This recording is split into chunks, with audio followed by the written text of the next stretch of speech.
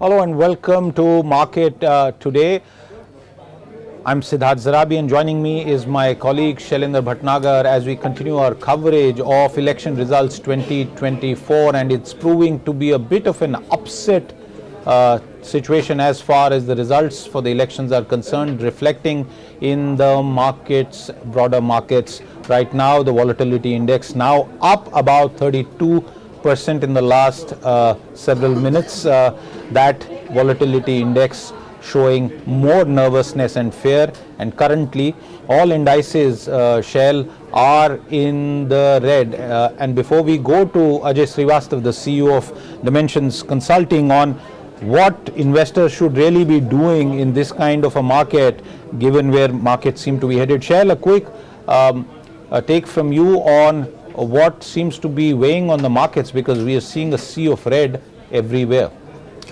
It's a deep sea of red, Siddharth, and what's possibly, why possibly, what's actually weighing on the markets is whether 272 will come in for the ruling coalition or not. And from what I see on the screen at the moment, that's a very slim number that we have in front of us. Leads in 289 seats by the NDA BJP combined, and it's the INDIA alliance which is actually at 230 and gaining ground, about 101 seats in the plus over the same time last year. So you see this crack that has come in the Nifty sharp at 11 a.m. Now down 4%. So all of yesterday's rally has been wiped out, and now actually we are in negative territory. There is, Siddharth, a 2,900 point cut on the Nifty Bank, 5.6% lower.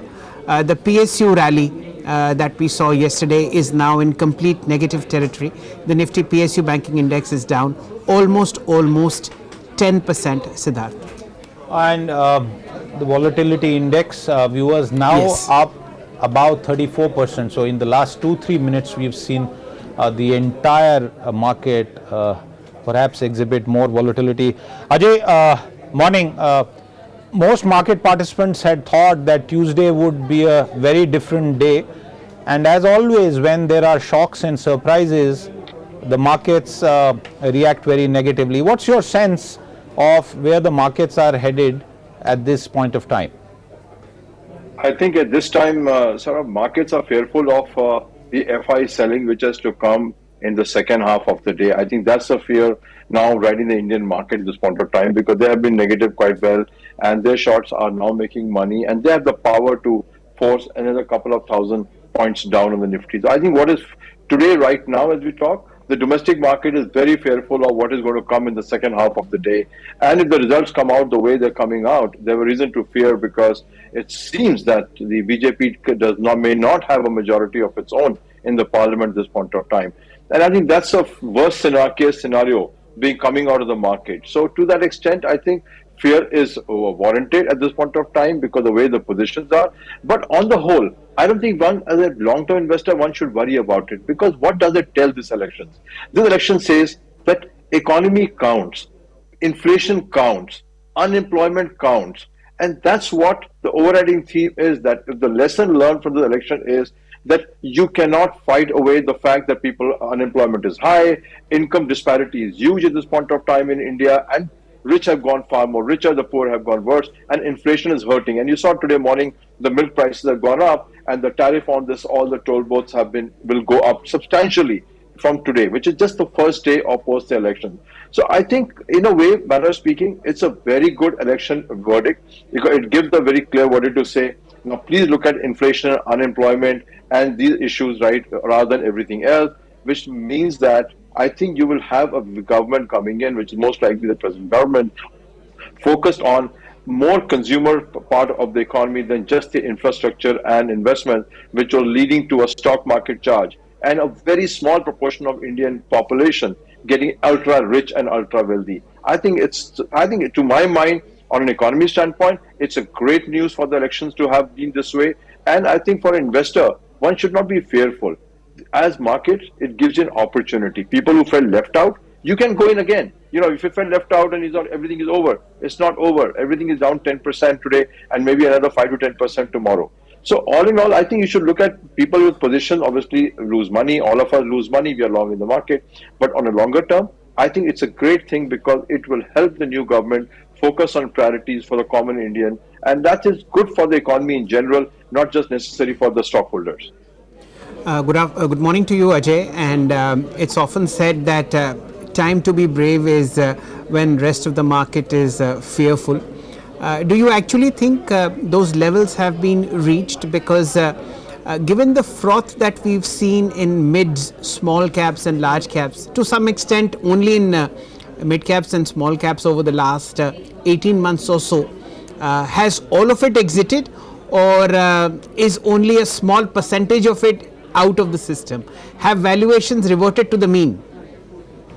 I don't think valuations can revert to the mean by 10%. No, it's fundamentally, so now we are out by valuation by large numbers in mid cap and small cap. It's not 10% valuation. We're talking of share prices running in P's of 50 and above, which should be running in 10 P's of 10. So a 10% correction does not make it any meaningful. What it does is, it actually puts the fear in the market that the ride which was one way up there is no more there, and therefore speculation comes down and you'll have time to buy.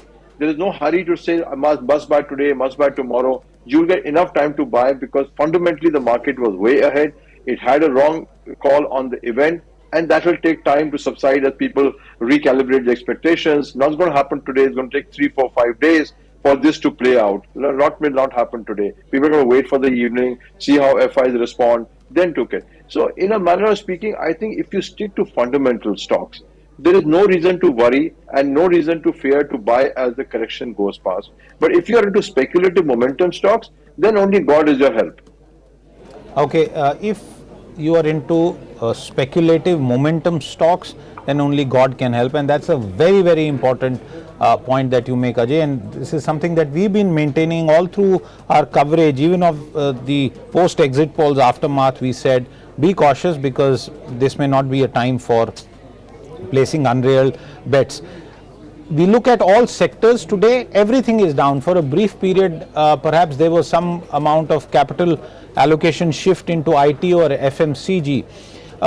You made this point about what can happen in the second half and FIIs driving down the benchmarks even further. What should an average investor do towards the end of trade today? I think this is a good day to stay out at this point of time because taking cuts both ways is very, very steep cuts which will happen either ways. Either the market will recover if the result change dramatically, or market may go down further if the result deteriorates. So I think, these are the days when you just want to stay out and handle your position to be defensively, to say that you're not overly exposed on the leverage side of the market, which is futures and options at this point of time, and ride the way the market runs. It doesn't, you don't need to fight the trend at this point of time. You're not going to gain any money by saying, okay, it's fallen down 10%, I should buy the stock. It doesn't work this way. This will take time to play out. And the result final tally could surprise either side. As what we are seeing, close fights in so many constituencies, you could be surprised by the end result. Now, when you have so many factors out of your control and you got a negative sentiment in the market, you don't fight on the buy side. You definitely don't fight. Now, question is, should you sell? That's the key point in most investors' mind is, should you sell? And I think this is a fair point where you may want to book profits, where you have large holdings in PSU stock at this point of time because they had ones which had gone way over the fundamentals or the past trends. I think, and number two is the capital goods sector, which was overvalued to a significant level. I think two sectors where you can see significant corrections still going forward will be the PSU and the capital goods sector. Rest of it, whether it's power stocks with the blazing summer, is not going to do too badly. It may rebalance over time, etc. And of course, the largest stocks of India's leading industrial family. Those are the speculative ones where the price is unlinked to fundamental. P's are 200, 300. So, there, as I said, God is your help, and you need to take a call whether you need to buy and keep in a stock of a 200p, even though it may look very attractive from a standpoint of just perception wise that they are strong. Ajay, let's for the moment assume, and viewers, this is just an assumption, that the current government comes back. There is a Modi 3.0. During Modi 2.0, we saw a certain set of stocks find favor, including, for example, PSU bank stocks or defense stocks. If the government comes back with what seems to be a lesser mandate in some ways, what will happen to these stocks that were earlier so much in favor and have suffered the most today? See, I think what will happen perhaps is that you will find buying coming back in the stocks. There's definitely going to happen at this point of time that if the government comes back and the policy directives there. But what's more important is what we expect the new government to do. And as I said, the new government, whichever comes in, looks at this election verdict the way it is as it is now. It has to protect its flank at this point of time. And the flanks are covering with unemployment and the lower end, which means things like GST rationalization. I think will definitely happen very quickly in terms of getting whether it's a two-wheelers, whether it's other handicraft products for the rates to be down. So you're going to see a good traction at the entry level, I think, in the auto sector at this point of time. The number two is, I think they will start spending much more in terms of on the PSUs, and therefore you will see recovery of the PSU bank. But what is more critical, I think that's the more critical is going to be that the balancing act which they have been doing at this point of time between infrastructure only and not consumer, I think that will change quite dramatically. And that's therefore, a very, possibly, very good capital point. goods will not. That's a wonderful point. Ajay, sorry to interrupt you, because I want you to expand on that consumption theme, because this was something right from COVID. The government maintained ideology saying we don't want to do throw money, yes, and that helicopter money will drive inflation further. There was a certain logic to it. But now that you are stressing on consumption, what do you foresee happening? No, I think this result would definitely focus back on the common man. I think that's the bottom line. Now, whether it is by GST rationalization, whether it is by more PM schemes, whether it is by any other methodology, I think the wholesale focus on investment in infrastructure will get reoriented in this present setup, because at the end of the day, it's the people who are hurting, and that's why they voted the way they voted. So and roads can take you so far. A higher fiscal deficit? Will the markets tolerate a higher fiscal deficit? I don't think fiscal deficit will be higher. I think they will reallocate money out of the capital goods capital investment into this one. Okay. Siddharth, just 2 points I'd like to mention. For a very, very brief while, the Nifty had slipped below 22,000. And our PCR has prompted us to mark India VIX. It spikes 39% in a single day. It just touched 40. It just touched 40. Okay, it's breached 40. That's a big psychological mark. Shall continue the point. 40.3% now as we speak. Yes, and this is the single biggest day gain in volatility since the past 9 years. So, a point to make, ladies and gentlemen, at this point is that perhaps the markets are reading somewhere like just 272 plus 1, Siddharth. And okay, since you bring that up, I just want to give you a party-wise sort of that would be recap right now. 239, and as of now, the leads have for the BJP alone, because what you are seeing on your screen is consolidated NDA and consolidated INDI alliance. For the BJP alone, Shahil and Ajay, 236 as of now. The Congress, 97 leads. The Samajwadi Party, 33 leads. The Trinamool leading on 29. The DMK on 21. The Telugu Desam, great comeback for that party, 16. JDU at 15. Shiv Sena Uddhav Balasaheb Thackeray at 10. NCP on 8. Shiv Sena Shinde on 6. Lok Janshakti Party 5, and the CPIM at 5. But obviously the markets are worried about 236. As of now, the BJP is short of the 272 mark, and that perhaps shall feeding into the higher volatility that we are witnessing. I think 2 or 3 points that Ajay has made are worth considering. Forget the fact that we are market analysts and we advise people to put in money or take them out. It's the cost of living, and perhaps that has been the loudest screaming point that's been visible in the numbers that you're seeing in front of you, that large parts of India, which is unconnected to this wealth that has been generated in capital markets, seems to have voted with a vengeance, trying to make a point, and that point, Siddharth, is more or less well taken by the markets. I think the biggest hit has come into UP.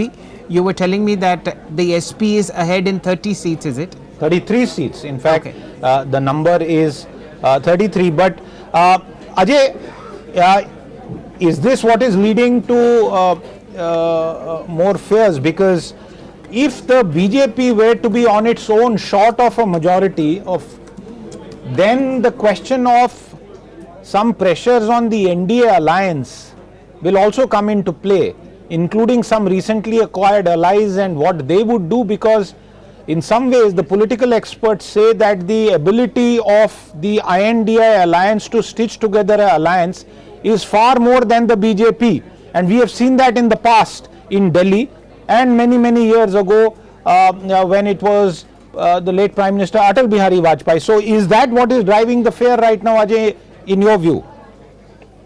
I think it's absolutely correct. That is the not fear, I would say, but we are now moving from a very predictable, stable outcomes for the capital market from a political scenario to an unstable environment. So it doesn't matter who wins in the end, who forms the government, what happens. But the fact is, we are in for a period of instability if results stay where it is, which is what is irking the market, because they can't take a call. It's not that the Congress-led government, we all made enough tons of money on the stock market. They're not stupid. They will also do the right policies and so on and so forth. But for the interim, given unpredictability in the situation, now you are seeing the froth of the system, the leverage positions. They are the ones getting cut at this point of time. And, so one should not assume naturally that if this government will not continue. I think they have a greater chance to continue than an India alliance. So to that extent, what you see panic selling today perhaps reflects more a situational aspect of most investors than the fundamental of the situation in the market. So, so what I was saying was that forget about the fact that who will come to power. Both parties will be responsible. Both parties will do the right thing. The only difference I see everywhere, that the common man's voice will now be heard, that it is not going to be about billionaires and trillionaires, it's going to be about a common man's inflation. And I think the fight for inflation is the biggest thing which will come out of this election, and it's long term. It's very good for the economy, very good for the market. The RBI governor left the fight of inflation out of his system. 5, 8, 10% was tolerated by the country.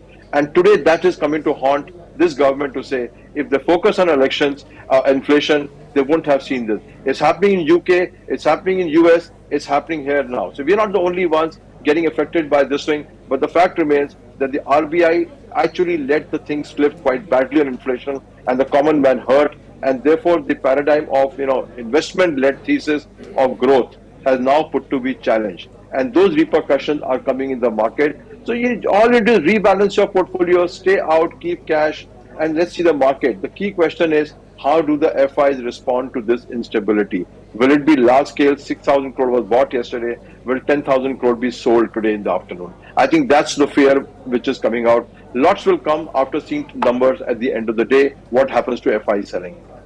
Siddharth, it's an interesting thought that Ajay puts in our mind. What will the FIs do? And before what worse they can do, it's the domestics that are sort of putting pressure on prices. The Nifty now down 1100 points at 22,141. Siddharth. Well, very clearly, this is going to be a significant pivotal moment for the markets at this point of time. You can see on your screen, we are getting you some leads. For example, Piyush Goyal, Commerce Minister, leading in Mumbai North, and this is against two other candidates. So individual leaders and how they are faring is also a story that is quite interesting. Piyush Goyal making his debut for a Lok Sabha election. He's been in the Rajya Sabha and been a minister on from the upper house of Parliament. I want to take you beyond today and tomorrow, Ajay, because you're making absolute sense in terms of how the market should respond to a newer sort of dispensation in Delhi were that to happen. What's the medium-term outlook as far as our markets are concerned? I think, if you are, let's take pockets of stock rather than taking the market as a whole.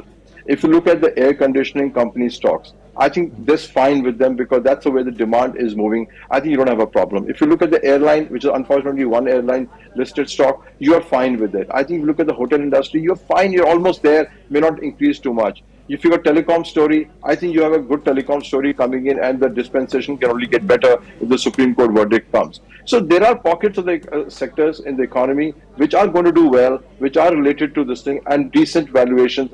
I'm not saying cheap valuation, but some decent valuations. But the problem is that when the market falls, it doesn't matter which stock you hold, everything goes down. So whether it's fundamentally very good, very bad, everything goes. Some may go larger, some may go less. But at this point, if you were to position yourself for the future, I would still position yourself in the power sector. I think defense will continue to remain a theme of the next year, whichever way the government works. You don't need to, you got much cheaper stocks than what you had yesterday. You may get still more cheaper tomorrow. But there's no reason to exit defense. There's no reason to exit, if you ask me, telecom. There's no reason to exit airline. These kind of stories are long-term and they will continue. What is market giving you opportunity and will give you more is to buy when you always wanted to. So all the FOMOs, people who thought they missed out, gentlemen, market has given you opportunity again. Life will move on beyond these elections. Heaven has not fallen down apart, and earth is not going to swallow us tomorrow morning. So look at the brighter side and say, India will still consume toothpaste tomorrow morning. That's a very good point, and I hope people are hearing you, because when we look at the indices, Shell, the Nifty PSU Bank now touching a down of 14%, followed by oil and gas, followed by infra, metal, and as far as the FMCG one, Ajay, what you are saying, the markets already know this, because in a very broad route where everything is falling, FMCG in relative terms is holding on, Shell, right? I mean, you could have seen, and this is the theory, that people will have to eat, people will have to brush, people will have to go to work, things will continue, life will readjust, and that is what is visible on the screen, Shell. Absolutely. So, as we all know, the market is a very serious allocator of capital that has been freed up by a lot of profit that has been made across the board in PSUs, in defense counters, in railway stocks, and that, ladies and gentlemen, has moved into valuations that were mouth-watering, valuations that probably have more legs to go, because the monsoon is supposed to be good, and it's froth that's moving completely out of the market. Siddharth, amongst the 10 stocks in the Adani stable, all 9 of them are in double-digit losses. Adani Ports is down 20%, Adani Green 16, Adani Power 16, Adani Total Gas 15, Ambuja and ACC 13 and 18% respectively. That's the sell-off, or that's the profit that's been sucked out from all these stocks. Remember, I wonder if Ajay has a perspective on that, Shell, because you make this very important point. Ajay, is this the Modi premium or Modi guarantee as far as the Adani pack is concerned? Is this that coming off? Because yesterday or day before or last week, they went back pre-Hindenburg, and now we are seeing these sharp cuts. Fundamentally, nothing has changed in these last 24, 48 hours, 72 hours as far as the business is concerned of the Adani pack. No, I think, it's what has changed. I tell you what has changed. One, these stocks never had the fundamental valuation attached to it. So when I mentioned to you with the P's of 300, 400 coming around in the stocks, these are the kind of stocks which will face the action. The second thing is that the regulatory overhang on the group may get accentuated if the opposition becomes much stronger in the parliament, and therefore the dynamics of the game for this group particularly changes quite substantially in the background of what has transpired in the last 1 year. So I think there is a real fear that if this kind of opposition comes to power, would it kind of put pressure on the regulatory agencies to address the issues relating to the groups? And I think investors are aware of it.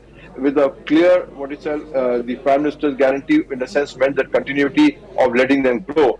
I think that's the continuity which might come to a halt at this point of time, as lots of things will start to change. And I think that's the regulatory dynamics change for this group of companies, which will affect it more. More importantly, large investors sitting on huge profits may come in the afternoon or tomorrow or day after and start to unload the stocks and book profit. So it's not only the regulatory overhang, it's also supply overhang that the large, and you know who the large investors are, who have bought at very cheap prices. Now they might want to look at the profits at this point of time. So I think it's not only just the regulatory overhang, it's a fear that large investors supporting the group may sell. Okay. Siddharth, the only point at this hour that needs to be mentioned is that, it's almost 11:25, and I don't think so that the trends that you see on the screen will, in terms of voting percentages and leads, will now change dramatically. So what is set is that the NDA is not hitting 350. Possibly the BJP on its own is not getting 272, and almost about 20-25% of the Modi premium that was there in the broader market is out. You see that in the 5% cut, and Ajay feels more pain is in the offing. Large parts of the PSU rally, which was running on the broad shoulders of Prime Minister Narendra Modi, have seen a massive sell-off. We track 78 PSUs for you. Needless to say, all 78 are down, but the cuts on the index are seen to be believed. The Nifty CPSE index is down 14%. The Nifty PSU banking index is down 13%. And Siddharth, I think that sends a message. Okay, let me take you back to politics for a moment, and Ajay, take a look at some of the more prominent faces from a business economy perspective. Naveen Jindal is ahead in Kurukshetra. Pallavi Dempo is trailing as far as her constituency of South Goa is concerned. Nakul Nath is trailing in Chhindwara. Rajiv Chandrasekhar is ahead in Thiruvananthapuram. Smriti Irani is trailing from Amethi. Nitin Gadkari, the infrastructure icon of the past 10 years, is leading in Nagpur. Piyush Goyal is leading in Mumbai North. Arjun Munda is trailing from Khunti, that's a constituency in Jharkhand. Anurag Thakur is leading from Hamirpur. Dharmendra Pradhan is leading from Sambalpur, that's in Odisha. Ajay, one quick word. At this point of time, it's clear, unless things change in subsequent rounds, because we've seen previous trends that by noon, the broad direction of the verdict gets completely baked in. The BJP, as I can see, these are leads, because remember, there's only one win that has been so far announced by the Election Commission. 236 is the count for the BJP at this point of time. The NDA is 297 short, 6 seats short of what the BJP had in 2019. And therefore, Ajay, I think the biggest thing to watch out for is, will the BJP manage to retain this alliance? Because there are a couple of newcomers, and who knows what they may choose to do. So is that the most important thing that market participants will be looking at till late evening today? Of course, you're absolutely correct. But I would tend to believe that given the history in the past 5-10 years, this is one government which knows how to stitch a coalition together. Whatever means one may argue about it, fairness or unfairness, but they have been able to keep. So I do not believe that the government will change. And I think on the positive side, I believe that a weaker government will address the key issues in the market. Some stock market will like, some may not like. But to my mind, it's the greatest positive for the people of India that this election will bring them succor when they were hurting on inflation. And it will be good for the market. I can tell you this much. Today you can say is down and out. But if the new government comes, and the BJP government, let's assume, and with a minority of 234 seats in the coalition, they have to announce measures in favor of the consumer and the general public. It is given that they'll have to do it. And Absolutely, I think Ajay. In will fact, trigger the that's a consumption. key headline that you are giving us. Ajay Srivastav, market expert, predicting a shift in spending priorities and capital allocation as far as the government budget is concerned. So while investors also are now considering capital allocation shifts and priorities, Ajay has given us this absolutely fantastic point to ponder about. Ajay, thank you very much for taking our time. Thank you very much. You have a good day. To you as well. We are now joined by Sunil Singhania, one of the most well-known faces in the Indian market. He's the founder of Abakkus Asset Manager.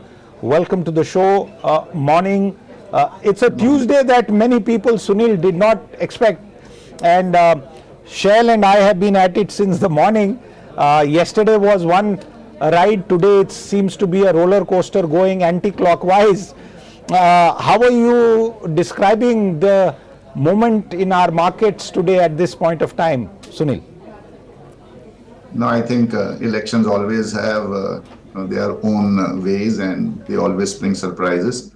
So I would say that we are back to where we were last Friday before the exit poll. So what we gained, we have lost. I think it's back to square one.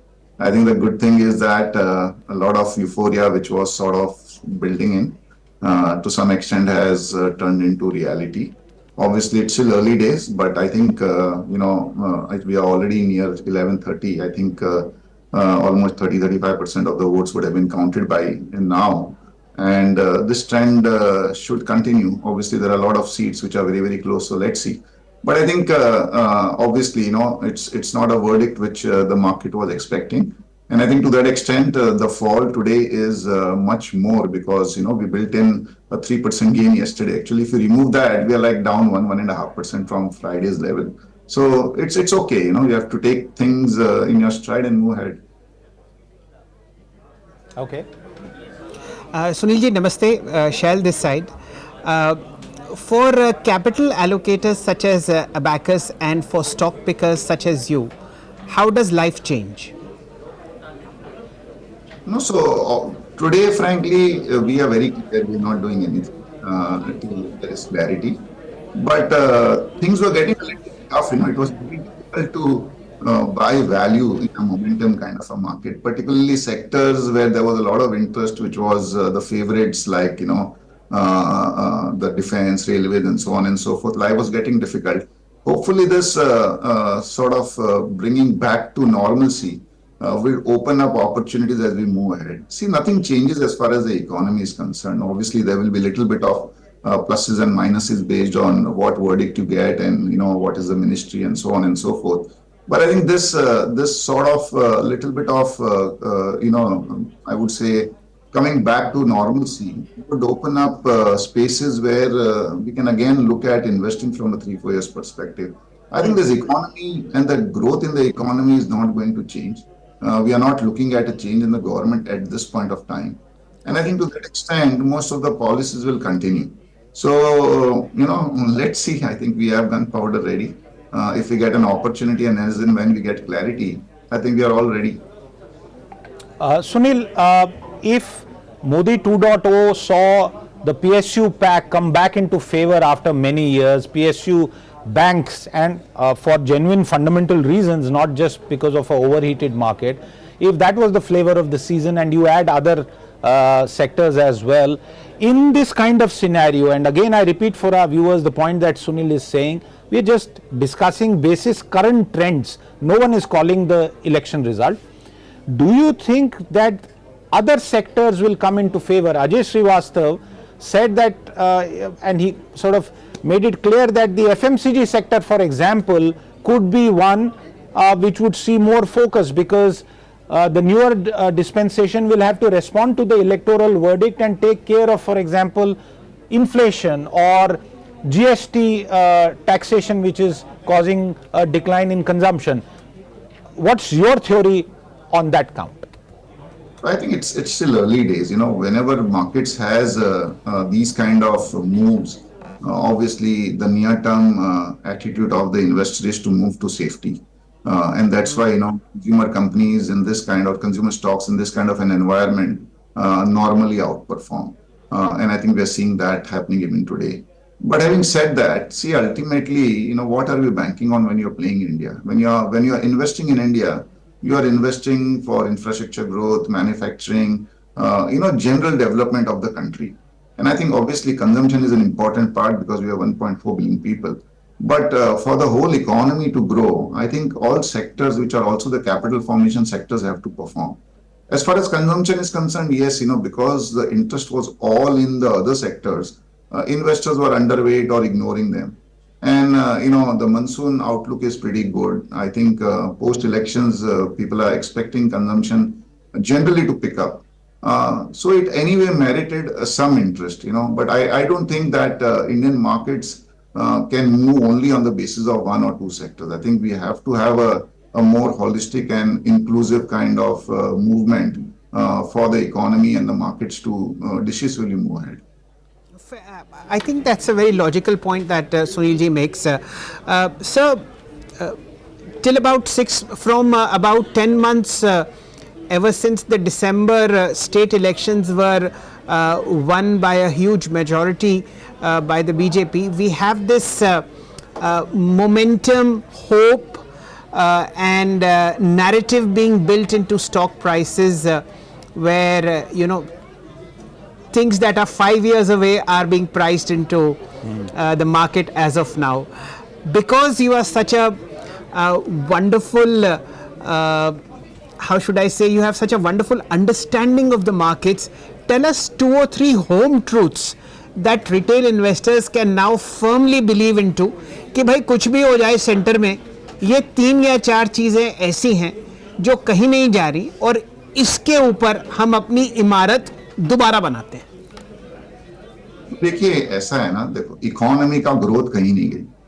I think whether the third term is with 350 seats or 300 seats, I think economic growth is going to continue. There is absolutely no doubt about it. Whether we are going to $6-7 trillion, 7 साल के बदले 8 साल लग जाएंगे, but the direction is very clear. Whether Indians are hardworking, whether there's an entrepreneurial spirit, I think that is going to continue. Whether we are a young country with a median age of 29 years, I think election से कुछ median age हमारी बढ़ने नहीं वाली है, वो उतनी रहेगी. All this is going to continue. Yes, एक बार momentum थोड़ा सा break होता है, तो maybe 3 महीना you will have to bear the grind. But I think one thing is very clear. Also should get the reality check that we are not here to play a near-term kind of a thing. Yes. That's so Sunil, very that's a good point that Sunil is making about a reality check, because valuations, had gotten ahead of themselves. The market was overheated. I know I'll get panned for using those words because people will say, you didn't say this yesterday. आज बोल रहे हो क्योंकि आज आपको पूरा लाल का समुंदर दिख रहा है. Sunil,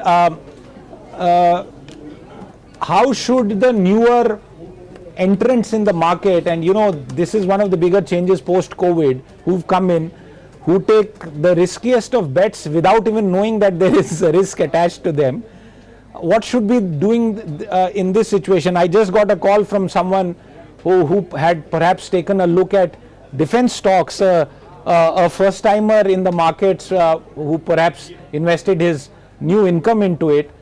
And there must be many more people like this. तो आप उनके लिए क्या कहेंगे सुनील सिंघानिया? क्या होता है ना, सी फ्रॉम टाइम टू टाइम कभी कभी हमको भी लगने लगता है कि हम आउटडेटेड हो गए, because stocks double, triple, quadruple, and because you have seen the markets for so long and you have seen the valuations, you are not able to participate. तो कितना भी कहिए सर, थोड़ा बहुत तो लगता है अरे हम रह गए इसमें. But at the same time, because you have seen the market for so long, one thing is very, very clear that, ultimately stocks where there is value and where there is earnings growth are going to perform.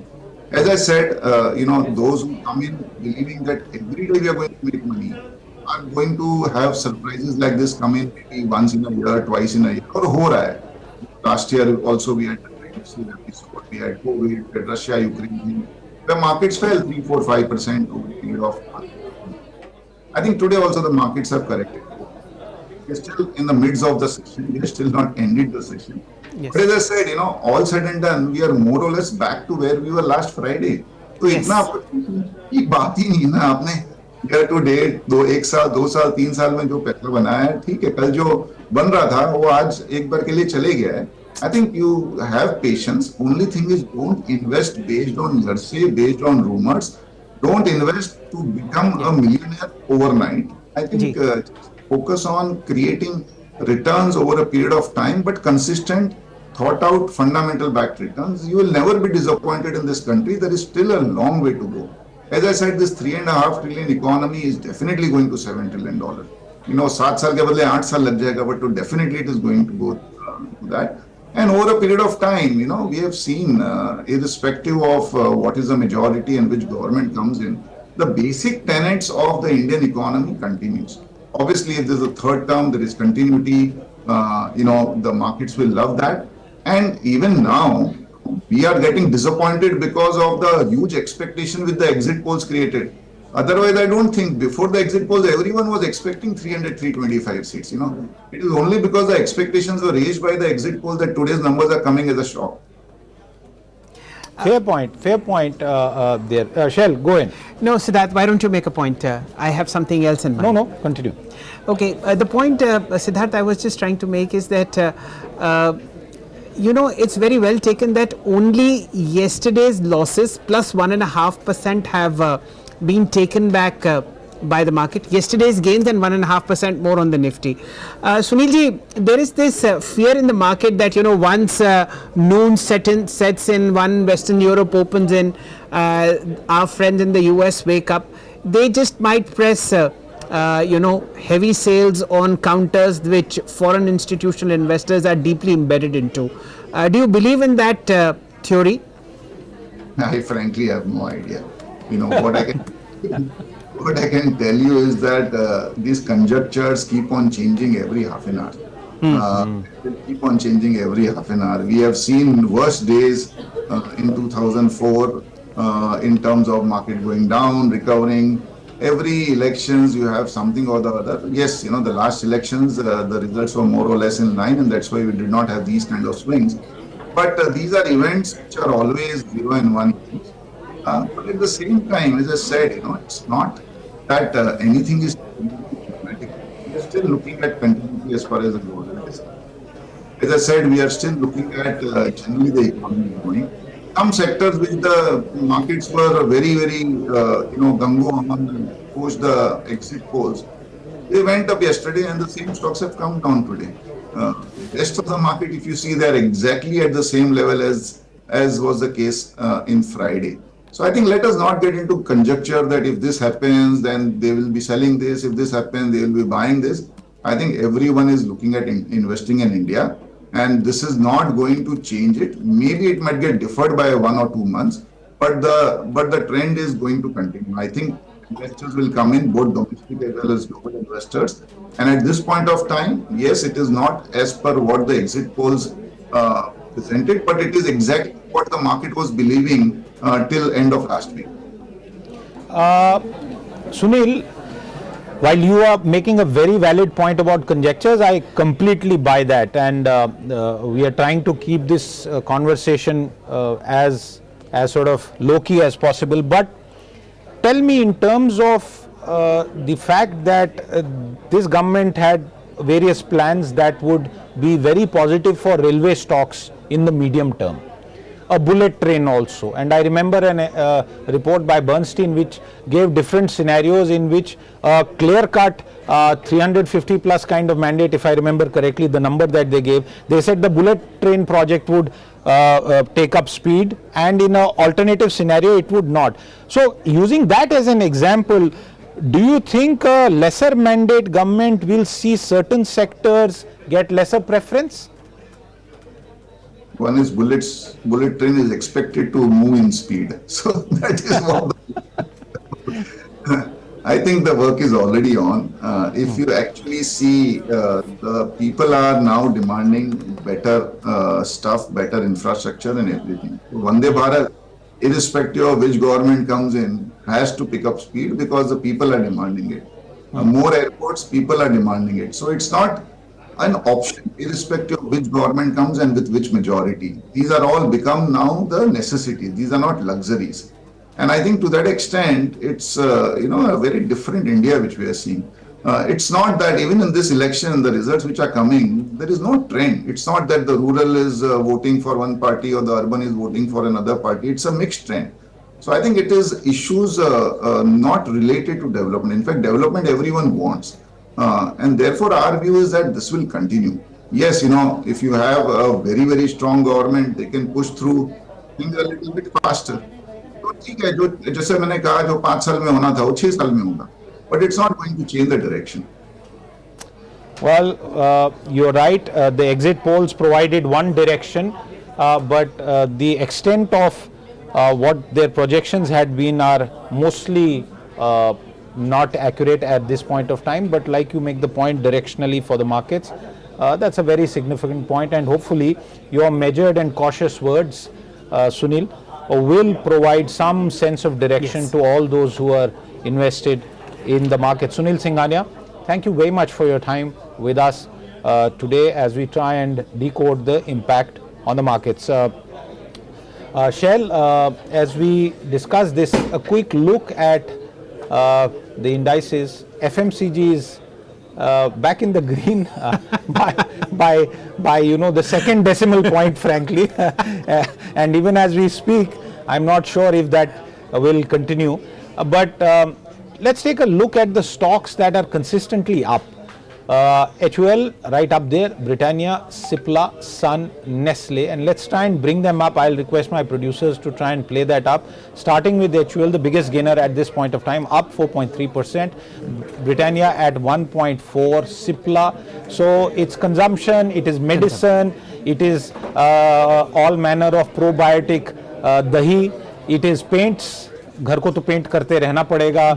It is Tata Consumer, it is Divi's Laboratories, HCL Tech again bucking the trend in some ways, TCS bucking the trend, the point that you made, Shell, that money is probably being shifted, people trying to buy the dip. Let's try and also take a look at ONGC, for example, because I saw somewhere that even ONGC is perhaps been a stock where people might have purchased the dip. Don't know what a floor on that today will be. Adani Power, let's try and bring up Adani Power for a moment at this stage. We'll continue covering the markets, and I'm going to thank Shell for the time being and go to the tallies and who is leading and who is trailing amongst the key ministers and key people in power at this stage to try and get you the sense. So first up, the overall tally as far as the Bharatiya Janata Party is concerned, that remains at 236, leading on 236 seats. It's just one seat so far that's been declared. 237 is the BJP on its own. The Congress leading on 99. The Samajwadi Party up at 30, leading at 34, the Trinamool leading on 30, the DMK leading on 21, the Telugu Desam leading on 16, the JDU leading on 14 seats, Shiva Sena, the Uddhav faction on 11, NCP on 8, RJD on 5, Lok Jan Shakti on 5, the Shiv Sena Shinde on 5, the YSR CP on 4, the CPI M now on 4, it was earlier 5. But let's take a look at the state assemblies. This is perhaps the biggest story of the day so far in terms of assembly level.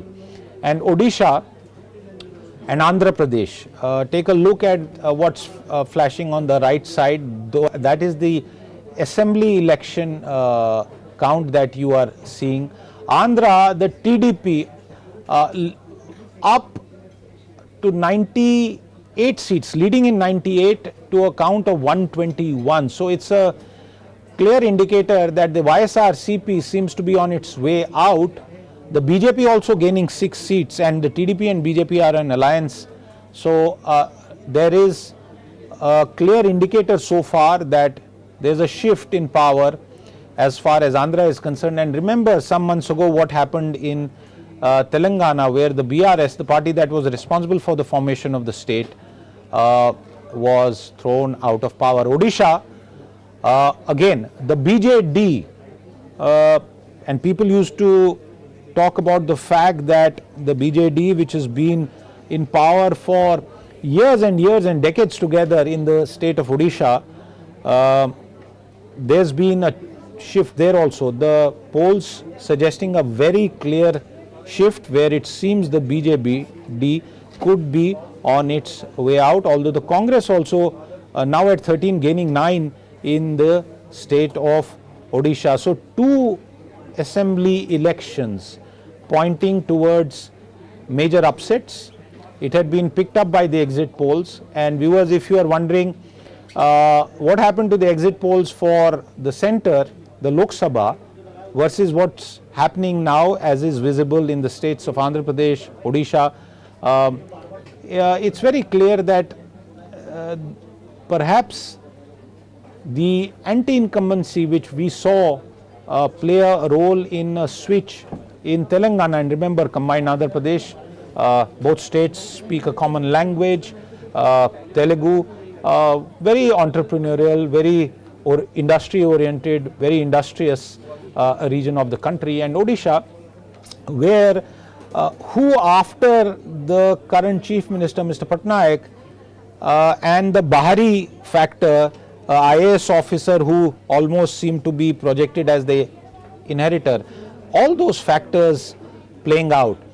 Viewers, I go back to the national tally, and at this stage the BJP is now leading on 235, and the macro tally that you see in terms of the NDA in India and others, the NDA at this point of time down 48 seats, and the INDI alliance up 103 seats.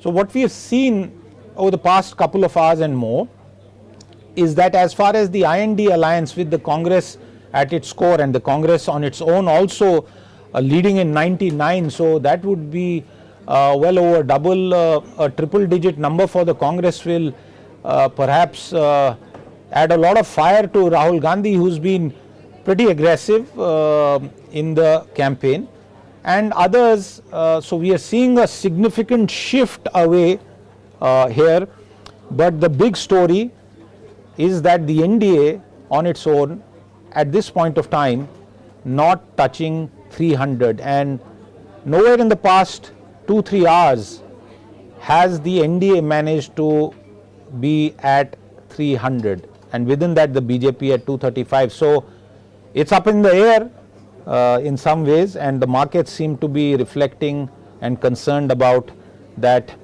worry and that shift that we are seeing here. Sakshi, come in and talk to us about what's happening as far as the indices are concerned, and any things that you are picking up unusual or the usual as far as individual stocks are concerned. Well, so that 26 lakh crore rupees have been wiped out from the market cap of the Indian stock market. So investors are definitely under a huge pressure at this point in time. They have lost a whole lot of ground, 5% down for the Nifty, 22,113. So we are down from the all-time high levels, nearly about 1,300 points on the Nifty alone. Today itself, the Sensex is down 3,500 points, 3,200 points gone on the Nifty Bank. All the sectors down in the red, and all those winners which were being touted as the Modi stocks are facing sharp brunt in this kind of a market right now. Be it the PSU index, which is down now about almost 14%. Look at the defense stocks, the railway stocks, everything is falling flat on the ground as 9 pins. If we look at the markets, especially the Adani Group stocks, they've slid up to 20%. All the group stocks are down in trade. The market cap for the Adani Group stocks has fallen by 2.5 lakh crore rupees as well. Remember, yesterday we were talking about Adani Group stocks having hit that 20 lakh crore rupee market cap. From that, it's now down to just about 16.9 lakh crore rupees as well. So a sharp downfall that can be seen on the Adani Group stocks as well. So of course, it's going to be extremely important for the viewers at large to understand. This is the time that we address their queries to. A lot of nervousness may be setting in. Most of the investors, we were heavily invested right ahead of the Lok Sabha polls. Not many of us were really sitting on cash in hopes that the exit polls will be bringing in a sharp rally into the markets. Now the early trends indicating lesser than 300 seats for the NDA is causing that big disappointment, because of course Modi 3.0 was being priced in, but a landslide victory was also getting priced in, which perhaps is now under question in the early trends so far to speak. Now of course this is a time that most of the experts will need to calm down the nerves for investors, that if we avoid the short-term picture for the time being right now and look at the long term, the macro fundamentals are pretty sound at this point in time. Just in the days before the Lok Sabha polls and the exit polls, we've seen not just the GST number, the GDP number, the UPI transactions number, everything indicating to sound fundamentals of the economy as well. Earnings have been largely in line in Q4 that have just gone by for us as well. So nothing too much has really changed in just 2 days. It is just a knee-jerk reaction that we are seeing, Siddharth, in the market. Sakshi, the post-exit polls trade yesterday, that was Monday, was where we saw fundamental, technical and sentimental, all three factors moving in one direction. And now we are seeing a complete reversal. But even as we wait for our next guest and you get on with the usual show of trying to answer some viewer queries, and I know there must be dozens of them that must have piled up, but viewers, sorry, today has been a very chaotic day, and you can imagine that getting responses on individual stocks is going to be difficult. But as we await our next set of market experts, I just want you to take a look at the latest lead tally that we are seeing, and I'm focusing on the lead tally. It's 296, 228 for IND and others, and one of the key things is the leads for the others are slipping, so it's shaping up into a contest between the NDA, within which the BJP right now leading on 234 and has won one seat. So these are still in some ways numbers in progress, but broadly the magnitude of the verdict is becoming clear. Rahul Arora, CEO of Nirmal Bang Institutional Equities, with us. Rahul, welcome. It's still a couple of minutes to noon, so I'm still going to say good morning, hoping that the afternoon will be better. But is that too much of a hope at this stage as far as the markets are concerned? Morning, Siddharth. Thank you for having me on. And you notice to your response of good morning, I just said morning. I took the good out of it. But that being said, I think obviously, the movie hasn't played out as the trailer was shown to us over the weekend. But Siddharth, I think I'm going to probably tell you something that maybe nobody else on your channel has, told you so far. And I think this is a larger point. And Siddharth, I think you and I at one point, probably just crossed each other at Bloomberg UTV a long time back. Yes. And, I know you're very well connected to policymakers. I think this is a point to be taken home. Could the election have not ended a day earlier instead of Saturday on Friday? And could the election results have not been announced yesterday instead of today? Yeah, allowing the markets to go up on an exit poll yesterday and allowing them to fall today. I'm not saying that anyone knew the election outcome, but why gamble or why, keep that window open for the public to be subject to such volatility? I think it is utter senselessness.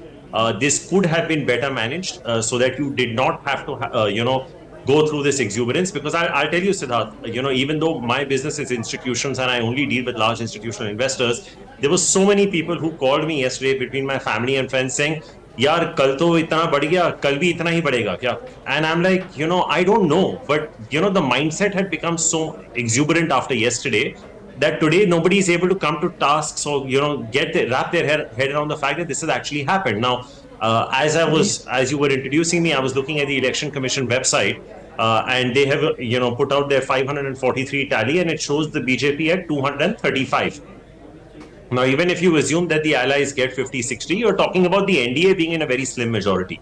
Now, obviously, this is not good from a market perspective. Now, the question is, what sort of a budget does the government of India present when it presents it? Is it going to be more populist? If it is populist, what happens to the fiscal deficit? Let's not forget, Siddharth, that one of the states that has cost the BJP in this election is Maharashtra, and that goes into a state election in 4 months. So I think there's going to be a lot of questions they're going to have to grapple in the next 4 to 6 hours. But my simple one-line advice to your viewers, do not catch a falling knife. Let the dust settle.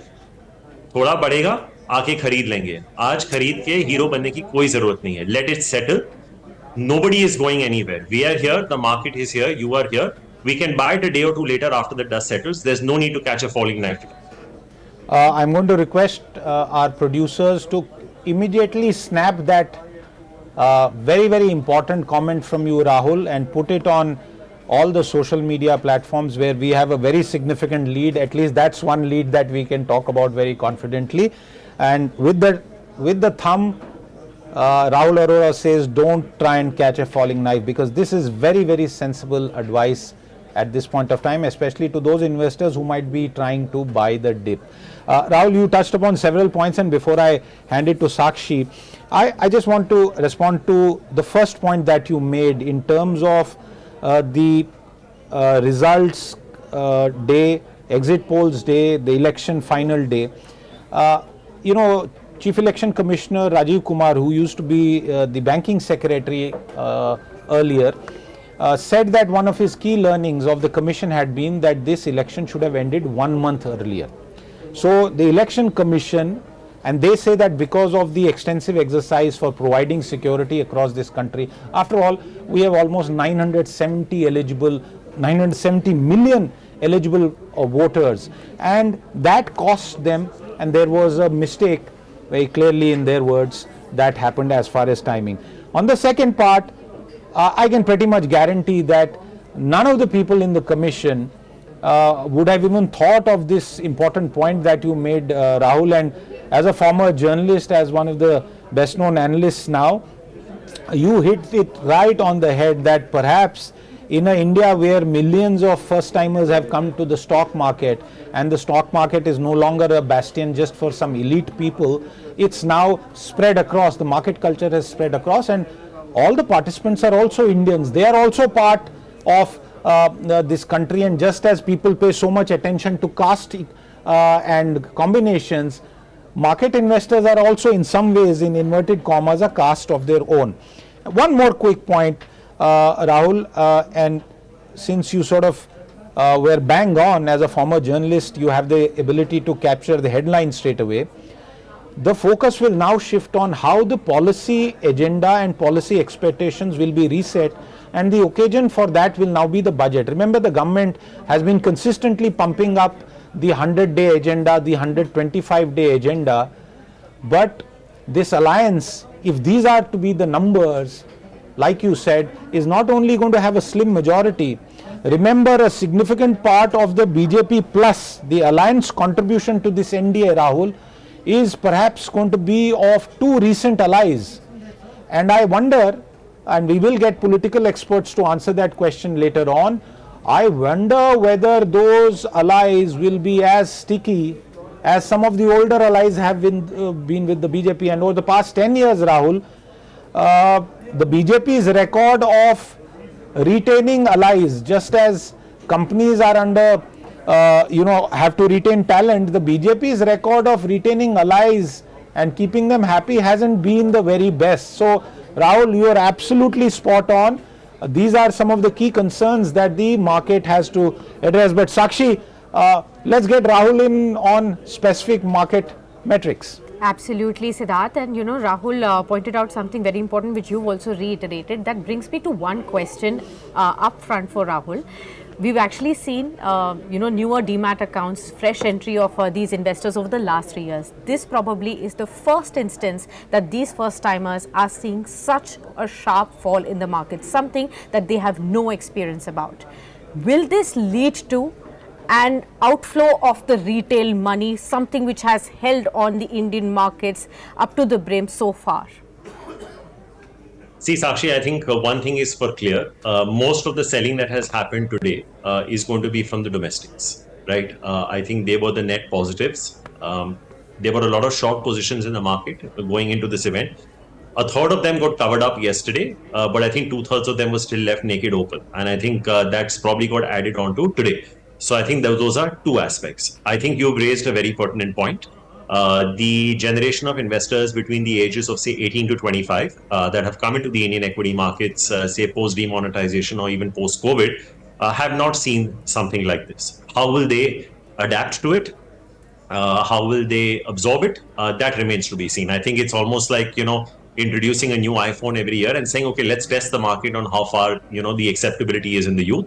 This is something very similar. Will this have an impact on SIPs? See, Sakshi, I think let's just keep a very stable mind about it. I think, as Indians, we get too pessimistic sometimes and too carried away. We still don't know who's going to form the next government, what the shape is going to be, and who the Prime Minister of India is going to be. Let's just take this on fact. An election is still underway, that is still counting on.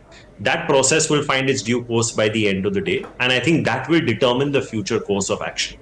And I think my sense is, if you do have the current Prime Minister at the top of the affairs, I don't think there will be too much downside from here. Let me be very clear about that. We could go into a time-wise correction, as Siddharth was earlier pointing out. Allies may not be sticky. That's not my area of expertise. They may be, they may not be.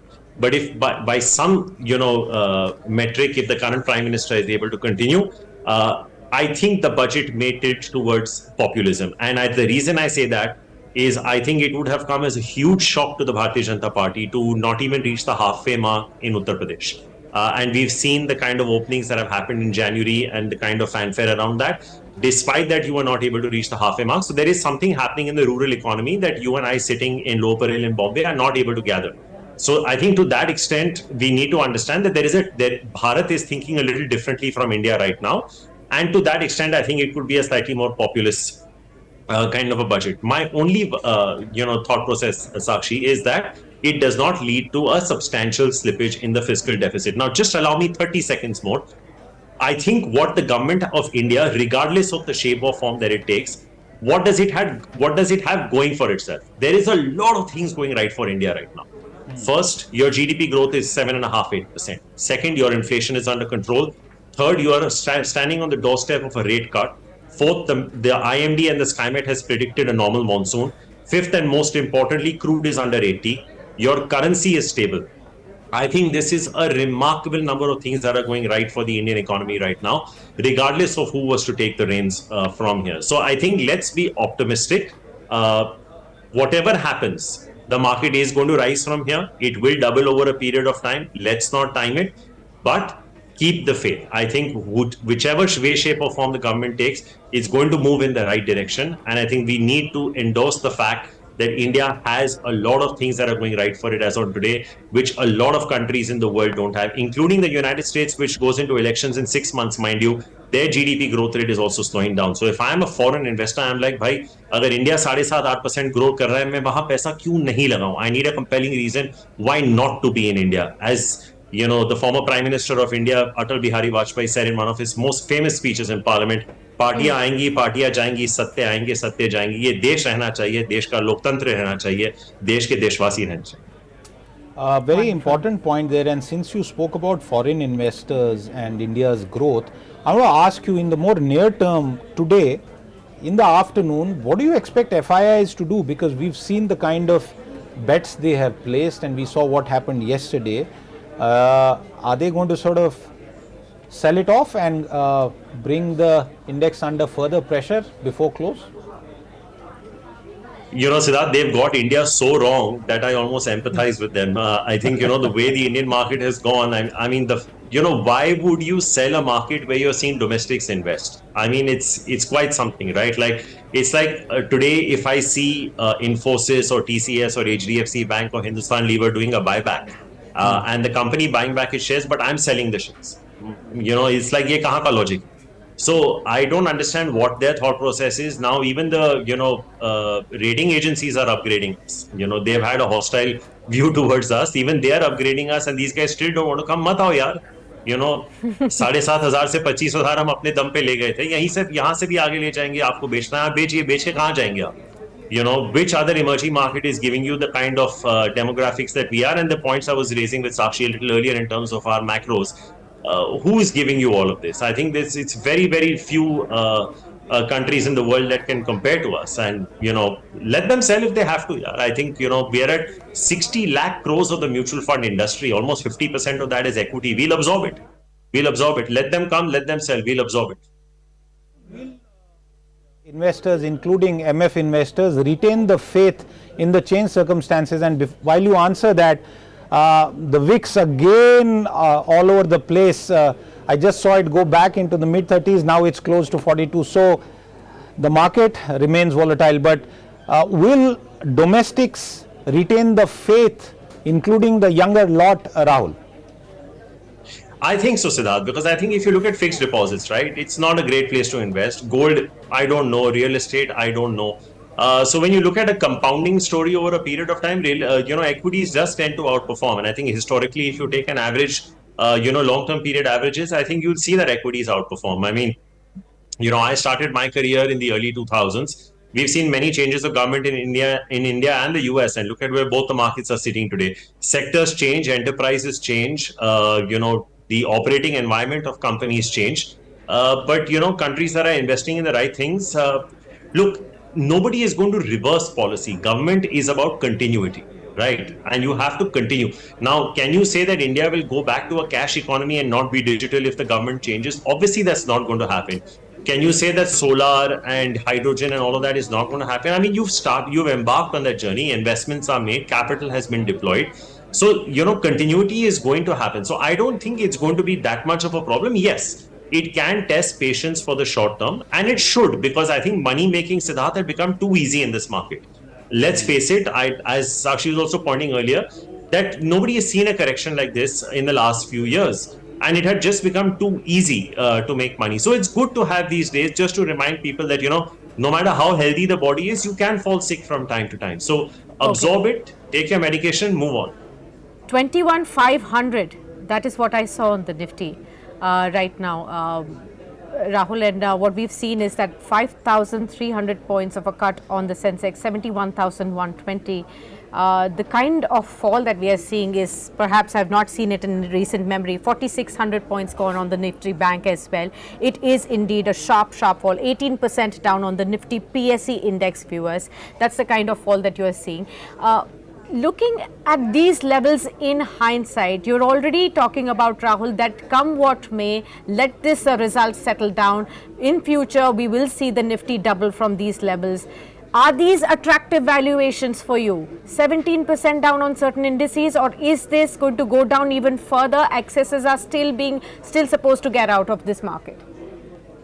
Well, I'd certainly look at PSU banks, Sakshi, for sure. I think I would start nibbling into PSU banks today. I would not touch defense stocks. I would want defense stocks to go down, honestly. I mean, and it's one of the biggest sectors we've been overweight on.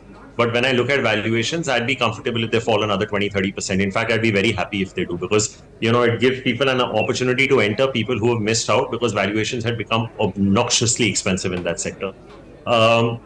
I think in certain manufacturing related pockets, when you talk about second and third order, I don't want to name specific stocks, but you may have a gist of what I'm talking about, where valuations had gone to 45-50 times because they had applied for PLI schemes, or they were subcontracting for global OEMs. I think those sort of need to realign themselves. So I think there is a case for some of these stocks to fall 20-25% more. Now, whether they fall on this election outcome or whether they fall on results, that's another academic discussion.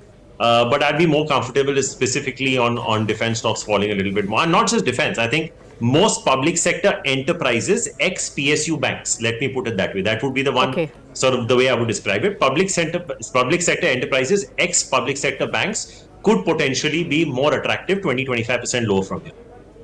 But Rahul, you spoke about the macro.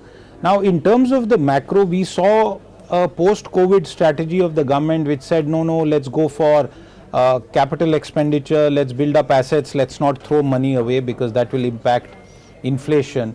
And government managers used to brief many of us journalists and say, the whole world got it wrong post-COVID and that's why they are seeing inflation.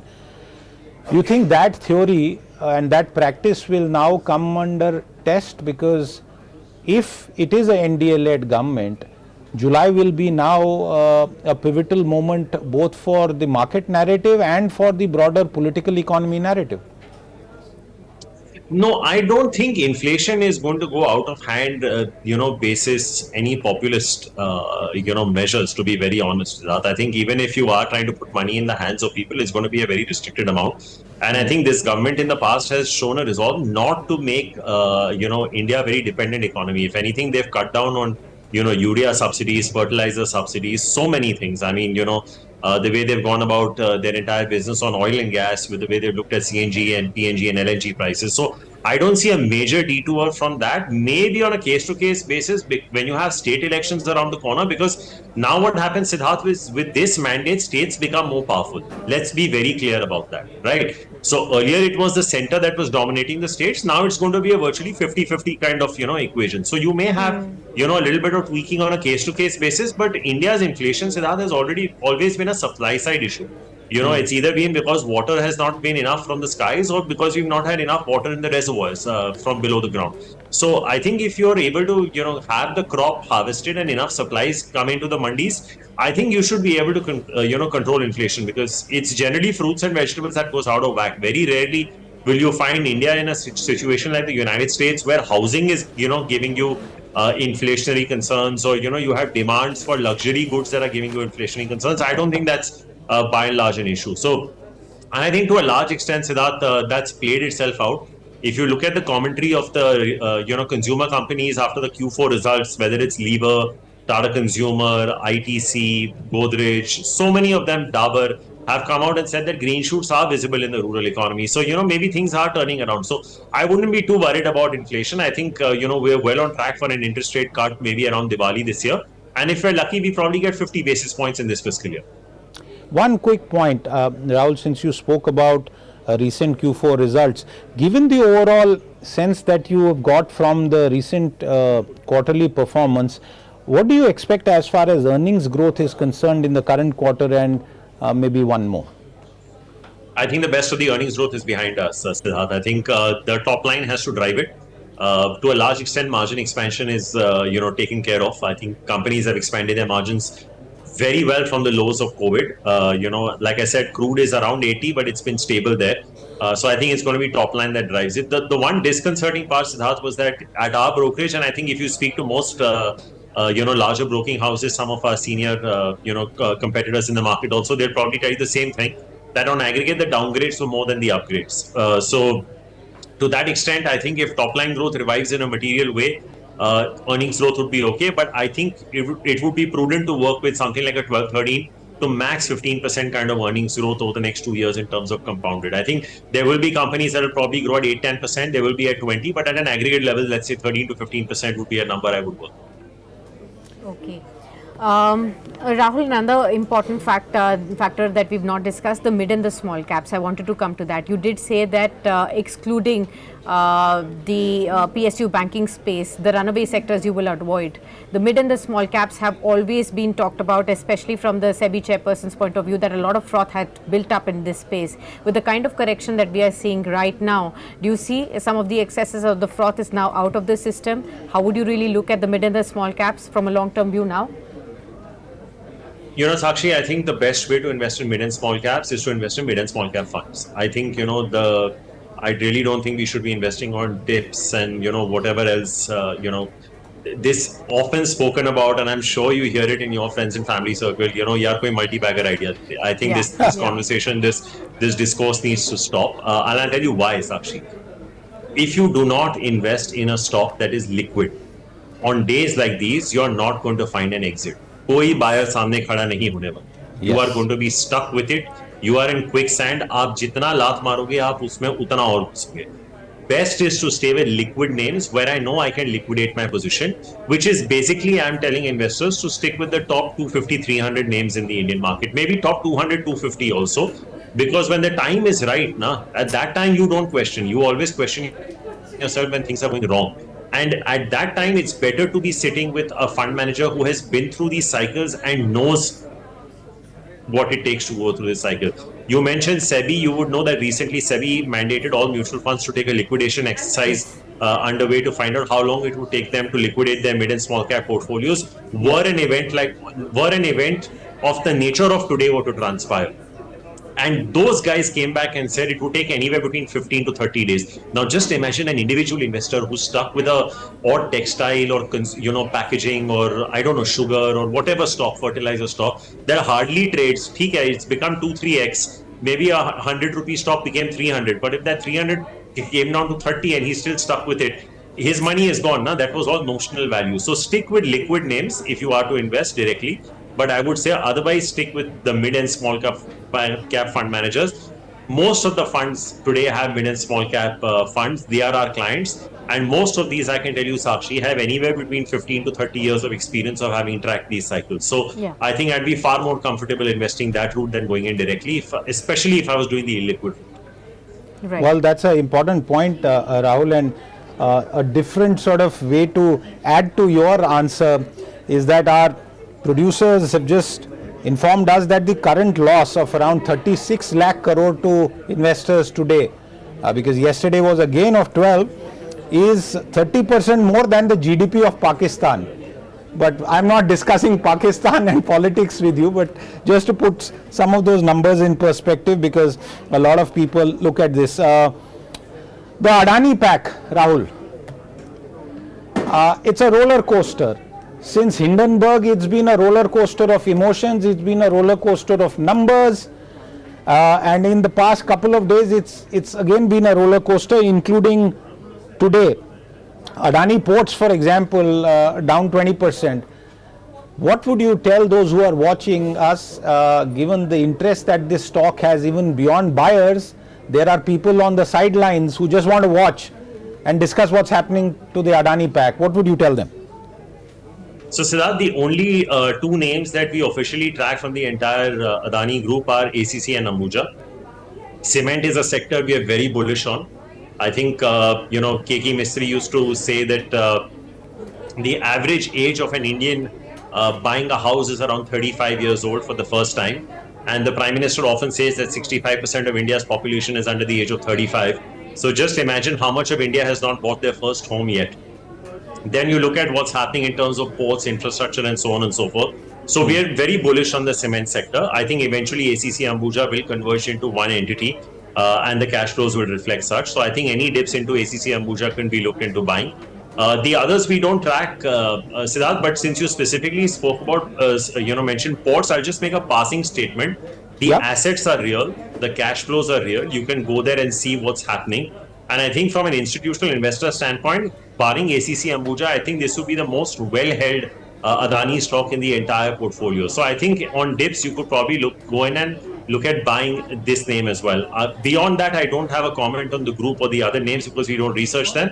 But I would be a solid buy on ACC and Ambuja. And as an observer, I think because I know the assets are genuine in Adani ports and the cash flows are good, and that's the feedback we get from institutional investors as well. That could also be looked at on declines.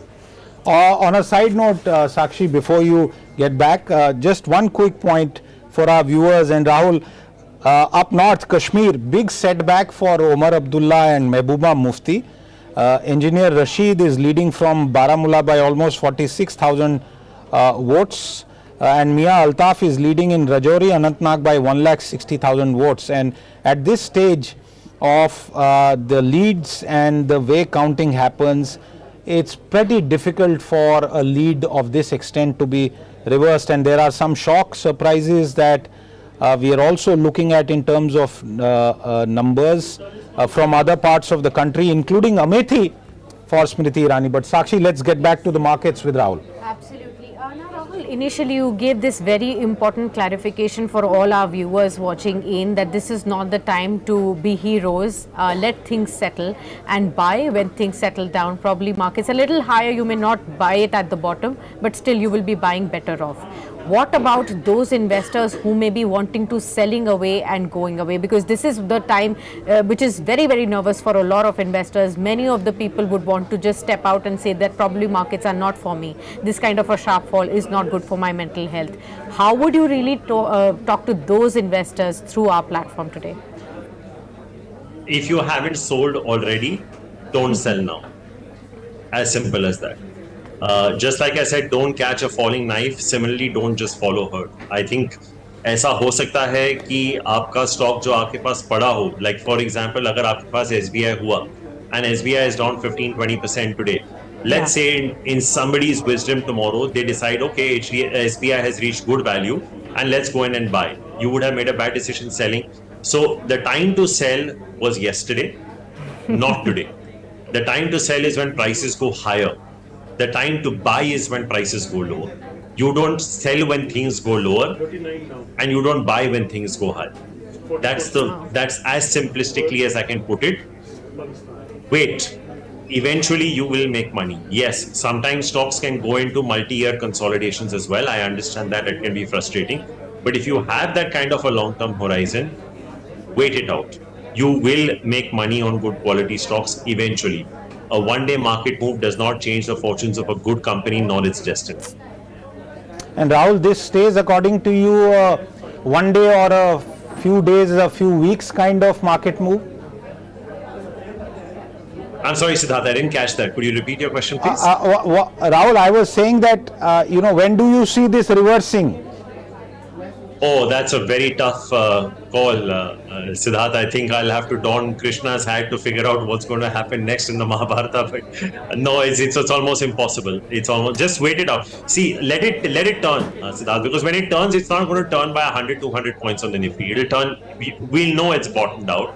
There's no point catching the bottom. I mean, see, we don't know. Siddharth, when we started this conversation, I don't know if you were tracking the Nifty. It was down about 1,400 points. As I'm seeing to the right of your screen right now, it's down almost 2,000 points. That's how dynamic it is. So, I think some sentimental factors are feeding in, Rahul.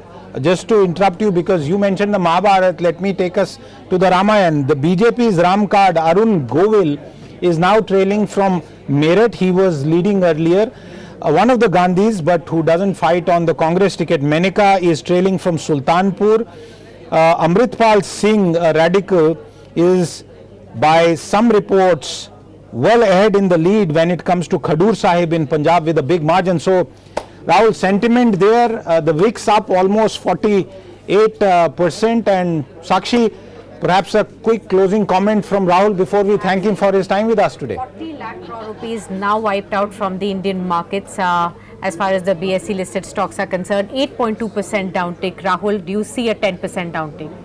Did we lose Rahul? Oh, okay, so Rahul Arora, CEO of Nirmal Bang Institutional Equities, a conversation that will bear repetition, and we'll try and continue with that.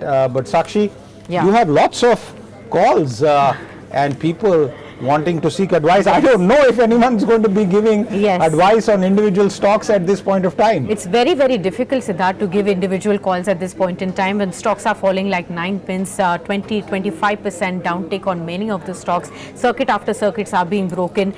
Indices, frontline indices are down up to 9%. So you look at the Sensex and the Nifty, they're down by 8.5%. Mid caps are now down 9.5%. It's a 5,500 kind of a fall on the Sensex on day like today. Look at the mid cap index, it's now down 11.4% in a single trading session as well. So of course this is the time when one has to be very, very cautious. Please do not do anything unexpected at this point in time. 12.2% down for the small cap index as well. I'm just merely marking out prices for you. This is the time to hold your nerves, be calm at this point in time. Like Rahul Arora did point out, both the scenarios for those who may be wanting to become heroes and buying at these dips, please do not do so. Every 5 minutes we are seeing a further downtick coming in. 18.9% downtick for the PSU banking index right now in front of us as well. All across the board, it is a sharp red downtick. The BSE listed stocks have lost a market cap of 40 lakh crore rupees in a single trading session today. But in case you're still holding on to a lot of those questions, hold on. We do not know. Rahul Arora did point out that it's a very difficult thing to say whether the markets will reverse ASAP or will we see this in continuation today. Remember, 8.3% down. We're still about 1.5% away from that 10% downtick, which will be a lower circuit for the Nifty, mind you, 21,312. I do not remember the last time we did see a lower circuit of 10% coming down on Nifty as well. So look at all these scenarios, hold on, let the event pass by. These are events, these will come and go, but believe in the long-term story. If you're invested in the markets, this is not the time to sell and go away. Had you been wanting to book profits when the markets are high, Rahul Arora pointed out, it was as good as yesterday. Today, the markets are in a sharp downfall. Do not sell, do not panic and go away at this point in time. Let the event pass by is something that most of the experts will be telling you as well. We're waiting for our guests now to join in. Okay, we do have Tridip Bhattacharya, CIO Equities Edelweiss AMC with us. Tridip ji, good afternoon. Should I say a good afternoon or not is something that all the investors must be wondering at this point in time. A lot of our investors, viewers, are first-time investors. This is a sharp sell-off that is coming in front of them. This is something that they have not seen in history. Now they are witnessing this kind of a fall for the first time. Panic is definitely settling in. What is it that you would advise a normal retail investor who's all invested in this current market? So first of all, thank you very much for having me on your show. And I would say that if you, let's say, look at Nifty for instance, and yesterday Nifty was up about close to 4%. Today it is down about 9%. So net a fall of about 5%. I think in the grand scheme of things, 5% move is not all that much. And investors in equity should be used to this. That once in a while these sort of corrections do really happen.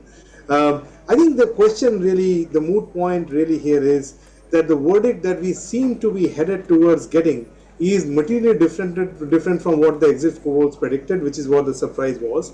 And ultimately what really matters is whether the incumbent government will come to power in some shape or form or not. I think as long as that happens, broadly policy continuity comes through and things should be fine over a period of time. Wherever there were overvaluations in segments, that is where we are seeing kind of correction materially happening, and it usually happens once in a while from an equity market standpoint. So am I perturbed with that? No. Did we sort of prepare for some sort of an outcome like this? The answer is no. But as an active fund manager, we don't believe in very polarized holdings. So we had stocks which are exposed to rural, stocks which are in the consumer domain, which are doing well today, and probably holding up the portfolio relatively from that perspective. Okay, we'll also welcome Swaroop Mohanty, CEO, Mirai Asset Investment Managers, to now join in. Swaroop, good afternoon. Thank you so much for taking the time out. A very, very important and a critical day. You're smiling. I do not know how do you have this nerves of steel in this kind of a market right now. All our viewers and investors, they are just fretting looking at the kind of fall. Every minute we are seeing into the markets. 40 lakh crore rupees gone for the market investors. How difficult is life for you at this point in time as a fund manager? No, life is not difficult for us because we don't prepare for any particular day. I think these are very long-term structural stories, and finally the story will prevail. On days like this, the market is tested, and some things which we've been discussing for a long time is out in front of you. The liquidity of the market is there, and we've always said that some amount of discussions were already there in the back end on if selling happens, the stock prices can correct very quickly, and that is in front of you. So from a portfolio construction perspective, one has to be more diverse, and taking concentrated bets can lead to such impacts. Thankfully, our portfolios are diverse, and we are not as shocked as if we were concentrated, we would be. Okay, got that. Well, let me just quickly touch upon the Nifty levels right now. Important for our viewers to know that the Nifty is lowest since January of 25, we are seeing a below 100 DMA kind of a level for the Nifty right now as well. But as a matter of fact, if you look at that last point, you will see there is a certain buy that has happened from that lowest point as well. So the markets dipped further to about 21,330 odd levels. You did see that buy coming in. You can see further that dips being bought as of now. Very important for you to, Trideep, answer this. Do you think, are we done with the sell-off right now, or is more to go? So I know what I'm going to say will only appeal to investors who can see through long term, but it is worth at this point talking about this. I want you to know that the earnings of the companies that we invest in don't change based on an election mandate. The fact of the matter is that the capacity utilization of India as a factory today is about 78-79%, and just because of one market fall, it won't go to 65%. So some shape or form of capex cycle would stand to happen. But the multiples that one was paying for it was unduly high, which is now coming down to more rational levels as we are seeing in this market. So, has the market more to go? It depends on the verdict that comes through. But I would say that maybe another 5 to 7%, most of the valuation fraud will probably be out by then. And again, from an investing standpoint, the earnings growth story which India stood out for continues to remain that way. The last quarter earnings season, the corporates beat the consensus earnings by about 5%, and that doesn't change just because the vote count has changed overall. So I know today is a day of emotions, but overall, I would still kind of keep the focus on earnings, keep the focus on the medium term, and in about 5 or 7% correction, I would be an investor or buyer dips rather than trying to stay away from it. Okay, Trideep, hold that thought. I will come to you with where exactly would you be buying after these kind of dips. But Swaroop, let me get you in right here. Smartest were those investors that probably booked out after this sharp rally of last 6 months in yesterday's trading action, sat on some good amount of cash, not wanting to participate in any kind of a volatility, and probably will now use this opportune time to think over, mull over where exactly should the fresh money be deployed. I want to ask you, for those investors, where should the fresh money be flowing into at this point in time? I think it's too early to conclude whether they were smart or not, because if you're smart enough to exit, then you have to be smart enough to enter. Right. Invariably, both don't happen together. Okay. So when you look at and please understand, markets don't stop after somebody goes out, or the story of the country does not stop after you redeem. NAVs don't stop after you redeem is a statement which I use very frequently. But maybe they would look smart over the next shorter end. But when you expand that horizon over the next 4 or 5 years, a person who leaves the market is definitely not in the right spot, is my personal opinion. But where to buy, and that's where our position, we've been talking about it much before yesterday or much before the discussion of the elections, is we find some of the sides of the market in the form of private banks, healthcare, consumption, and sticking to leaders across sectors more prudent than what was happening in the market prior to that. And this is not something which we are saying today. We've taken a lot of flack for not participating in a lot of PSUs, not participating in defense in any way or any big way. We've actually been laggards in that way in some of our performance.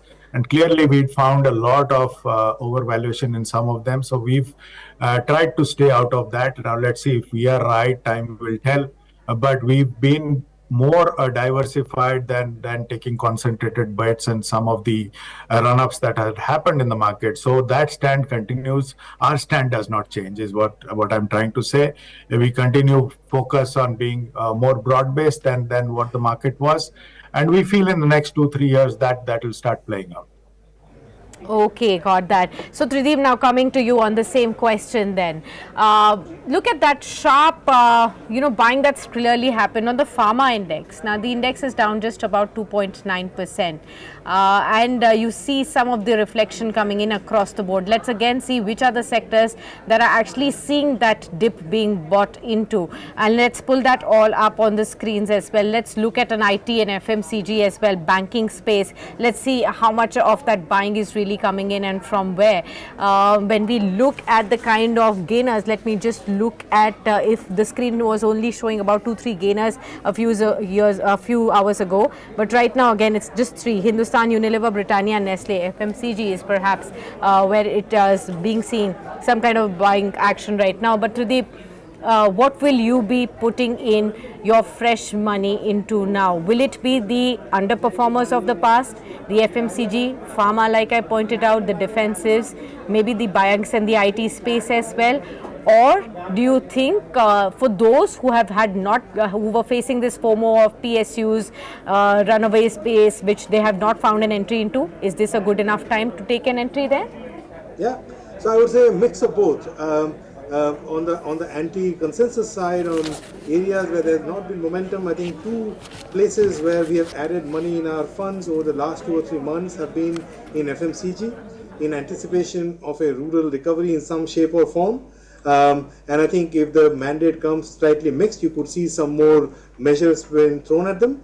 And secondly, IT, where wherever we have seen decline in sort of any declines that we have seen in share prices, we have sort of bought into. So those are the 2 areas that we have added. We've also in the last 3 to 4 months launched a technology fund. We think there is a good anti-consensus time to be gradually building in exposure to these areas. Over a period of time, as things rebound globally, you would see earnings come back as well. So that's really 2 anti-consensus areas that we have added, and we'll probably look to add in there.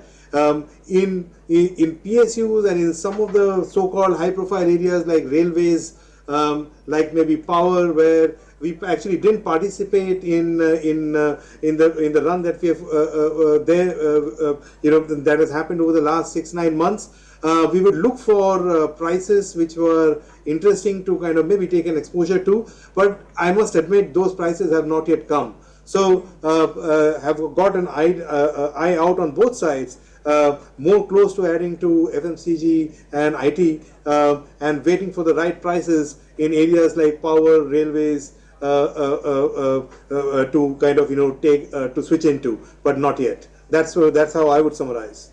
Okay, Swaroop, let me bring you in here.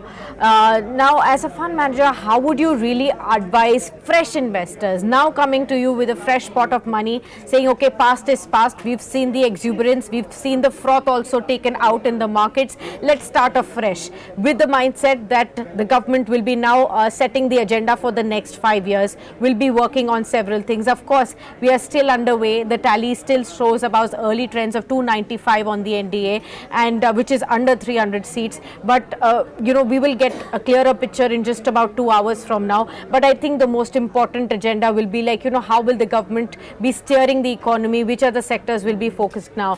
How would you advise a fresh investor to create a portfolio now?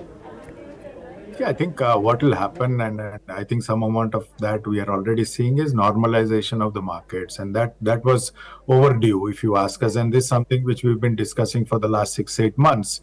Now, when you look at investing, you first look at your own goals and you look at your own portfolio rather than the markets. Now, when you look at the cliched saying that 5% of money happens in market movements and 95% of your money happens from your asset allocation, while 95% of the discussion happen on markets and 5% happen on asset allocation. That comes into fore, and that's something which people have to reflect on. Now, investments happen on your own needs, and there are funds catering to, or investment avenues catering to your needs even today, and they will remain tomorrow, day after, perpetually also. And then more they cut out the noise, the better it is for their investments. Now, people who take a call based on yesterday and today, more often than not, will be wrong in their future of investing journeys. Now, that's something which comes out today, and that's something which we have been saying and we will continue to say. Now, see, when you look at the journey of India from the mid-80s till today, and that's when liberalization or privatization started, this is a one-way traffic. It does not take a U-turn. Sometimes it slows down a bit, sometimes it hastens a bit. Now, there have been earlier regimes when the markets have done better than this, and there have been pockets when this regime has done better than previous. So that's markets for you. The moment you think you conclude or that's when it comes back to surprise you. And The art of portfolio creation is to cut down surprises. And when you look at that, a really good diversified portfolio across asset classes and across market cycles is always better. Now, some amount of markets, I repeat again, were definitely overvalued. We will see that normalization happening and more sanity prevailing from here on. And it brings down, and Tridip's here, I'd like to get into his territory a bit and say the cliched statement of bottoms up stock start playing out from there on. Okay, Tridip, let me bring you in on that front as well. You know, a number of our viewers are sending us the questions, and it is, I won't be taking specific stocks with them. It is very difficult to address queries on specific stocks right now. But there's one question that's coming in, that it is always said that it is time to be brave when the whole market is fearful. Do you think that level has come in where I should be brave in this market? It's a very valid question that's come in, Tridip. How would you address that? I think, in my 25 years of experience, I have learned that that particular level is very difficult to pinpoint. It is better to take an approximate stab at doing it in multiple tranches. So rather than trying to time the market, basically, if from the market generally, from the top has corrected about 7-8%, one should start gradually kind of building over a period of time. And then, and assuming that return horizon is basically at least 3 to 5 years, if not more. I think if one were to do that, broadly speaking, then, the fact of the matter is that with the current count of close to NDA about 293 or let's say close to 300, if the current incumbent government comes through, then maybe with a bit of dilution, the policy direction doesn't change all that much. The fundamental earnings story of India continues to remain quite strong. This is the time to be betting on and hinging on India's earnings growth story rather than getting swayed away by the vote counts overall, as long as there is policy stability, which seems to be the case based on the numbers so far. So that's how I would approach the markets as of now, and invest accordingly. Okay, got that. So, Roop, as a money manager, once this election uncertainty goes away, what will change for you the way you start to invest in markets beyond this event? How will things change? And, what things will probably stand out over the next 5 years, which somehow have gone unnoticed in the last few years?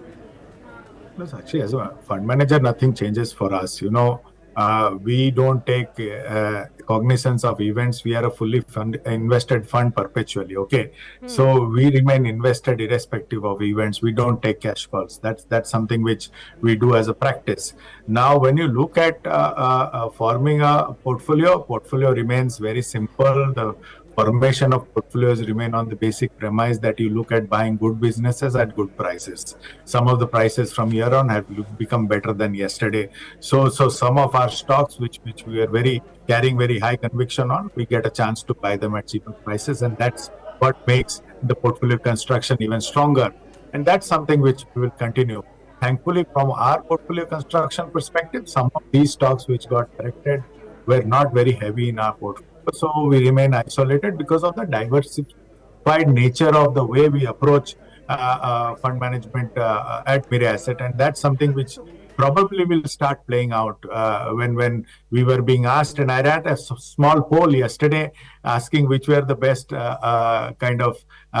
themes that one would play out.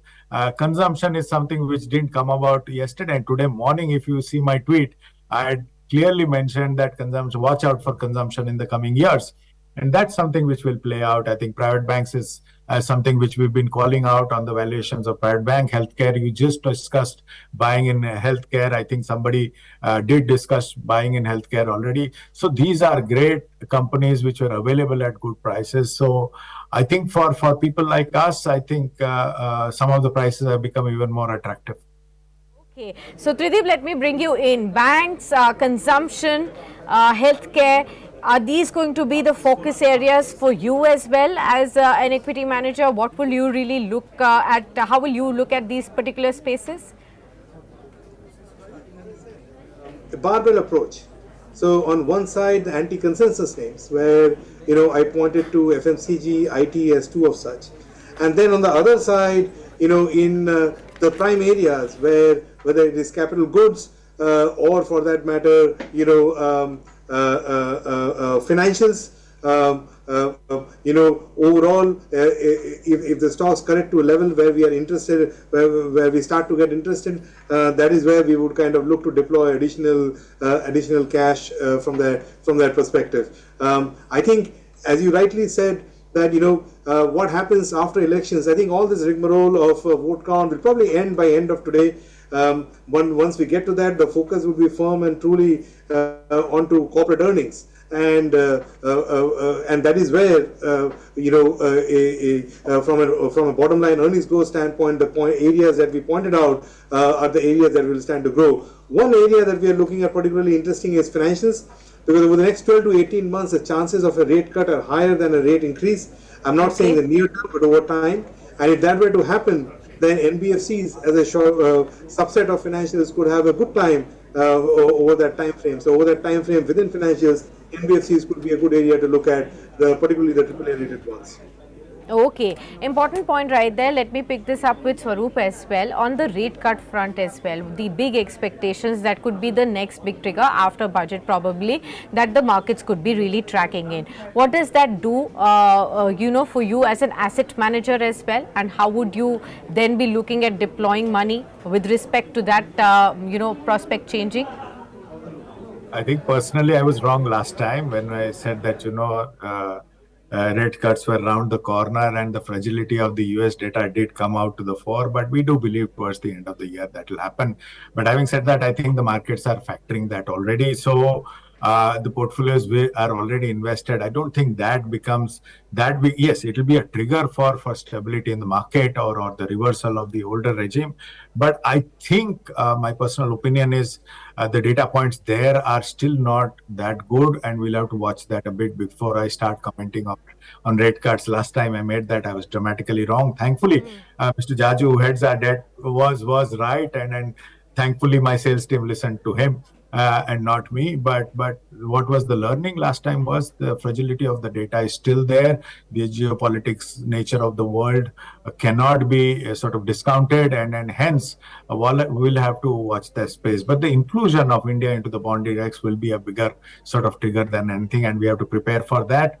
And so when you look at those data points, a lot of the data points still remain intact from an investor's perspective, and that's something the investor should keep in mind, rather than events that occur time and again. Okay. I also wanted to ask you, Trideep, that since you, in the beginning of our discussion, you pointed out that, you'd rather look at the Nifty from a medium-term point of view. So beyond today, beyond tomorrow, once things settle down, where exactly do you see the Nifty really going up to? At this point in time, 21,800. Thankfully, we are, up from the bottom of the day today. It's 6.2% lower. So we have probably averted that 10% downward circuit that could have been a further pain point for the investors. But how do you see the Nifty panning out over the medium term now? I can almost sense a sense of bullishness in your tone. But here is how I would give a framework in terms of for investors to think through. I think ultimately the markets are a function of valuations that we pay and the earnings growth that we get. It's always a puzzle between one versus that of the other. If you look at Nifty 50 valuations 1 year forward, we are hovering somewhere around between 19 to 20 times overall.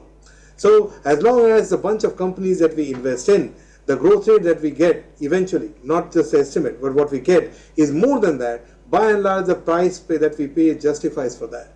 If you compare the valuations today of the markets versus that of its history, on net balance for Nifty 50, I would say we are in a kind of, at par with the last 5 to 10 years average. So there is no kind of froth at the broader market at a large cap levels. So, hence I said if it falls by 5-7%, I would be a buyer because that will get into an undervaluation zone. So always think in terms of where the valuations are, what you would get in the form of earnings growth. If you look at last 15 years, the earnings growth of India Inc. has been to the tune of somewhere between 15 to 17%. Given that I strongly believe that the best days for India lies in front of us, I think broadly speaking, earnings growth of that magnitude is something that one could think about. And markets overall are a slave of earnings growth over a long period of time than price points. So that's the framework I would leave you with, rather than a number to quote. Broadly, believe in the earnings growth story of India. It has worked out for the last 20 years. It will work out for the next 20 years. And the current valuations are not outrageously expensive. It is at par with regards to the historical average. So those were the 2 points I would leave you with when it comes to investing in current levels. Okay, so Trideep, when you're talking about earnings growth to be very, very important to track with the way the markets will be reacting going forward, where exactly are you bullish on in terms of the earnings growth, in terms of sectors coming in from here on? Because IT, we again heard very dismal commentary in terms of the outlook that was being seen, even if the earnings came in line. No big surprises really came out of the Q4 earnings per se. Largely, all the sectors reported in line with set of estimates that were coming in, and of course keeping in mind that the global scenario still is reeling under uncertainty. Where exactly would you be more confident of earnings growth remaining on the positive side and the markets continuing to reward that space? Real estate could be one area where we are, in my opinion, in the middle of a 5 to 7 year upcycle, where direct and indirect plays could see robust earnings going forward. The second area I would point you to is capital goods. Now, some areas the valuations are high, but the underlying earnings growth continue to be fairly robust. So as long as we kind of are selective in the stock picking within capital goods and focus on the price value equation carefully, there are still some good stocks to be had in that context. Financials is the third area that I would say. The credit growth is fairly robust at about anywhere between 15 to 17%. The largest bank of the country is talking about those growth rates, and we are in a benign credit cycle, so to speak. So those three areas I would say would dominate the earnings growth over the next year or two. And then there are smaller ones as well, smaller sectors as well, which are on the cusp of turnaround. IT is one such sector where the earnings are bouncing around the bottom, and clearly they haven't sort of shown flying colors immediately. But as the global rebound happens next year, maybe they have brighter days ahead. Okay, Swaroop, I'm supposed to ask you this. I forgot to ask you in the early part of our conversation. With the kind of fall that we have seen today, a lot of the retail money which was coming via SIPs, we have celebrated SIPs like how over the last 1 year odd, with the kind of incremental rise that we saw on an every month basis from these first timers, retail investors, and we've discussed it on our public forums as well, when we have got to be in touch with us on several of our events from India Today and Business Today too. And you constantly said that the mutual funds industry has done enough, but probably a lot more needs to be done, because the demat accounts are far larger than the mutual fund account holders. Now with this kind of a disruption coming in, where do you see the SIPs going forward from here? Will they fall or will they rise from here? As an SIP investor, I'm happy today because I'll start getting more units than I was yesterday, right? These are great times for SIP investors, and this is why people buy SIPs. To the great, factor of rupee cost averaging now starts coming into play, and more you start accumulating money at a market downturn is the greater chance of wealth creation at the market upside. Suddenly, the value turns into a number of units game now. And if I were a SIP investor, which I am happier today than I was yesterday, because suddenly my next SIP installment will start giving me more units. And when that starts happening, the more units I start collecting at these prices, the better it is for me on the upside. It's simple mathematics. Please understand, volatility is the best friend of every SIP investor. And if in a market which is on a bull run, you start collecting units at a higher NAV. And this is what is the best time for an SIP investor. So as SIP investors, they should be happier today than they were yesterday, or they were over the last one year, because they were only collecting higher NAVs. It will give them a chance to collect lower NAVs, and I think the construction of their overall run will benefit from the rupee cost and averaging that will unfold from here on. Okay, got that. We also have now Shell joining us on the show. So, Shell, the market has panned out like how? I mean, like, we were just talking about a gap down and then probably a 1-2% downtick in the initial part, 3% down. But the way it sank many hearts, I mean, when it went down 8-9% odd, I was almost thinking of your earlier comment that either it could go up 10% or it could go down 10%. Thankfully, we've averted that for now. But how do you see things really panning out? So Sakshi, two things. Till about 10-15 minutes ago, this 292 that you see favoring India was at 297. Yeah. And the India Alliance was at 229, that's moved up to 233. So more or less, my understanding is that the trend is now set and you'll vacillate, 4 or 5, 3 or 4 seats around this level. Now, if this number moves anywhere towards 272, I think then you have a problem, and that is perhaps what the market is figuring out. 21,855 is where you are, ladies and gentlemen, and just a short while ago, the intraday low was 21,298. This is not to say that people are buying this dip, it's just that people are squaring up their short positions. This is not a time, ladies and gentlemen, as one of our very well-known market participants said about 1 hour ago, to catch a falling knife. This is a time to just remain in an introspective mode and possibly wait for this day to end or for the trend to be finalized. Joining me now is Mr. Atul Suri. He's the CEO of Marathon Trends and amongst the finest watchers of charts, both for the short term as well as long term. Atulji, namaste. A very warm welcome to you on this Tuesday and on such volatile times. Why don't you take it away before letting me ask a question? What do you think is happening? Well, I think that obviously the market was expecting a certain outcome, and the exit polls that came out over the weekend further amplified that optimism about a very one-sided outcome. The market definitely likes the current dispensation and expected or played for a continuity. In fact, amping up of the programs that were laid out. The numbers that have come out have been a little shocking for the market. So I think the first hit was that the moves that happened yesterday corrected. But post that also the market felt that the numbers due to in the latter part of the counting would sort of improve, and a psychological figure of 300 would be crossed. But that does not seem to be happening. So at the moment, definitely there is a lot of panic. There is a lot of volatility in the market. So that's what explains the short-term movement. However, what I still think is that these are moments of panic where emotion is running high.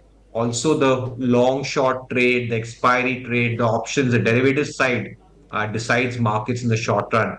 And I feel that that is something that will dominate for a day or two.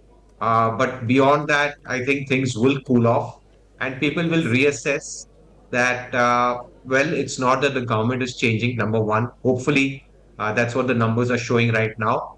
Number two is that, yes, priorities may get realigned, but things are not going to move so dramatically away from the path that is being laid out. So, yes, certain reassessment will have to be done at the sector and stock level. But I don't think, as far as the longer story in Indian equities or Indian markets really changes. For someone who looks for panic or or is looking for that kind of correction, I think the next 1 or 2 days could you give you that opportunity to buy in terms of panic, because structurally the story is much beyond governments. Structurally the story is a big demographic kind of play that we think. What will change after this is probably the sectors that are leading the bull market. And that is something which we as fund managers have to try to address. Okay.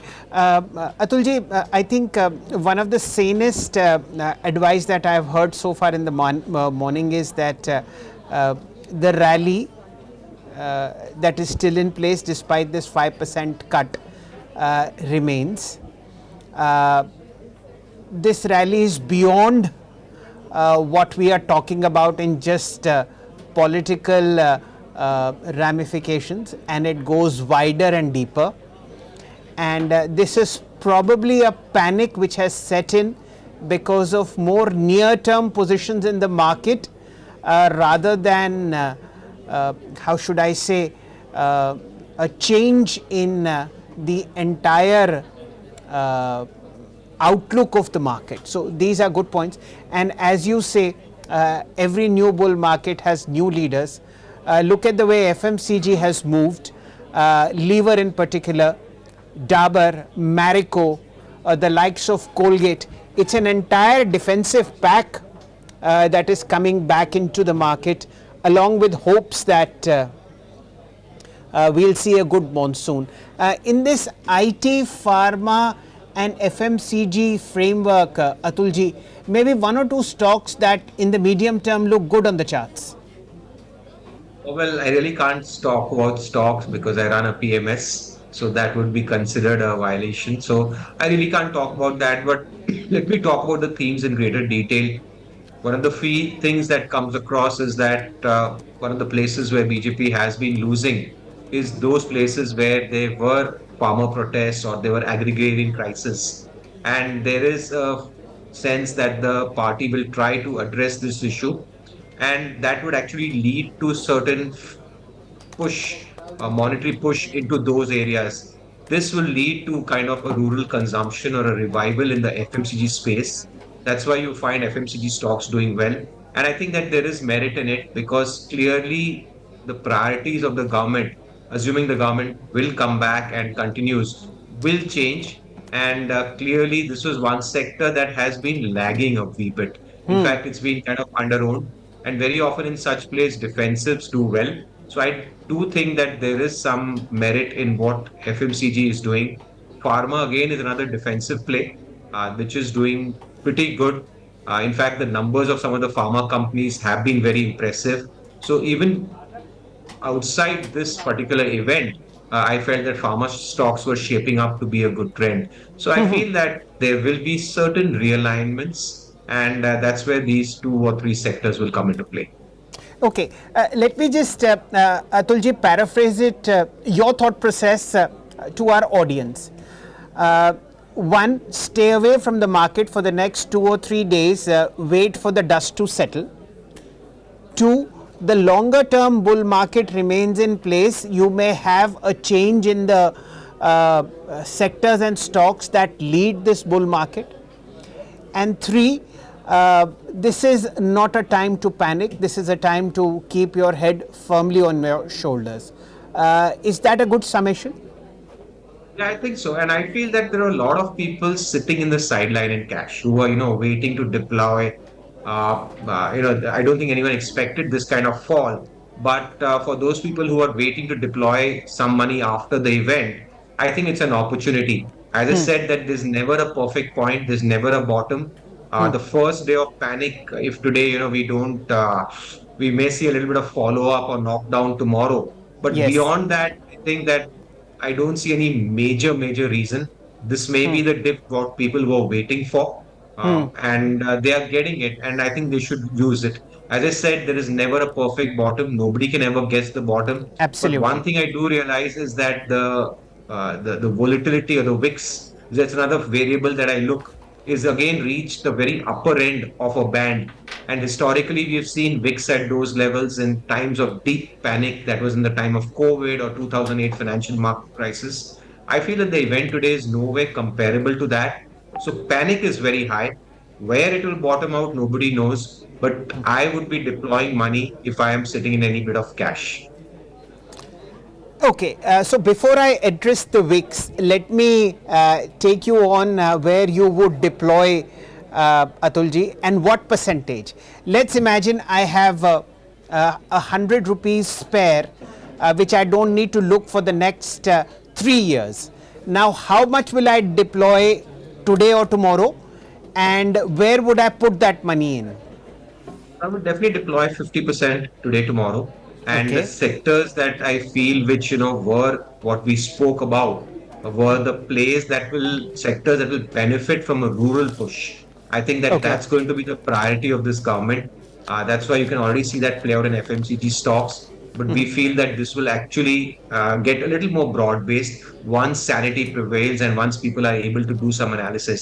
As I Okay. said, in a day or two, you will get clarity on the government in terms of where the number finally plays out, what sort of, cabinet or ministry kind of comes into play. So Yes. in this volatility, I think it's an opportunity for investors with a long-term perspective. Wonderful. So, ladies and gentlemen, for those who had this feeling of missing out over the last 3 odd days or maybe 2 weeks, and were sensible enough to keep their powder dry and capital in their bank, according to Mr. Suri, at least how should I say, dabble your toes into the market and I would go say towards. 50%, not even dabble your toes. I would say please deploy 50% at least in the next day or two. So, Atulji, let me just say dabble your toes, and it's my sincere apologies, but it's always good to be cautious. So dabble your toes and go up to 50%. So does that satisfy you, Atulji? That's fine. Ultimately, each one risk profile is different, and that comes Yes. from each one's emotional build-up.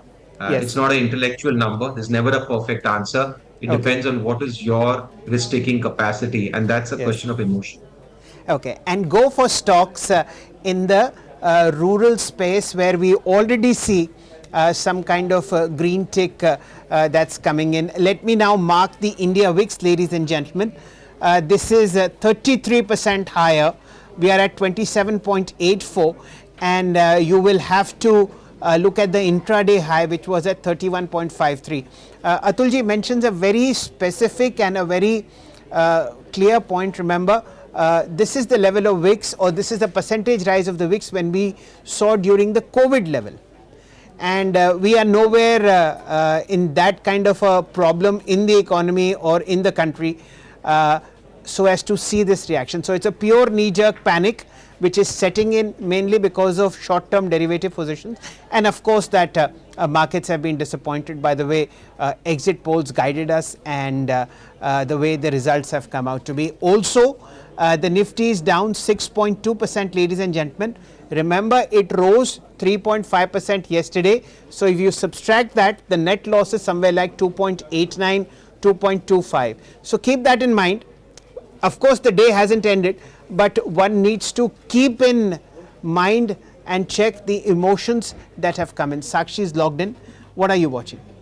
Well, Shell, the key point I was looking at is that at least the dip has been bought for now. The extreme dip that we saw on all the indices, now you see a 6% downtick on the Nifty, a 7% down on the Nifty Bank, but at least we are up from that 9% fall right now, and this is across the board. PSU banks were down 19%, now Yes. they're down about 14% right now. So that sharp fall, after that some buying has happened. So some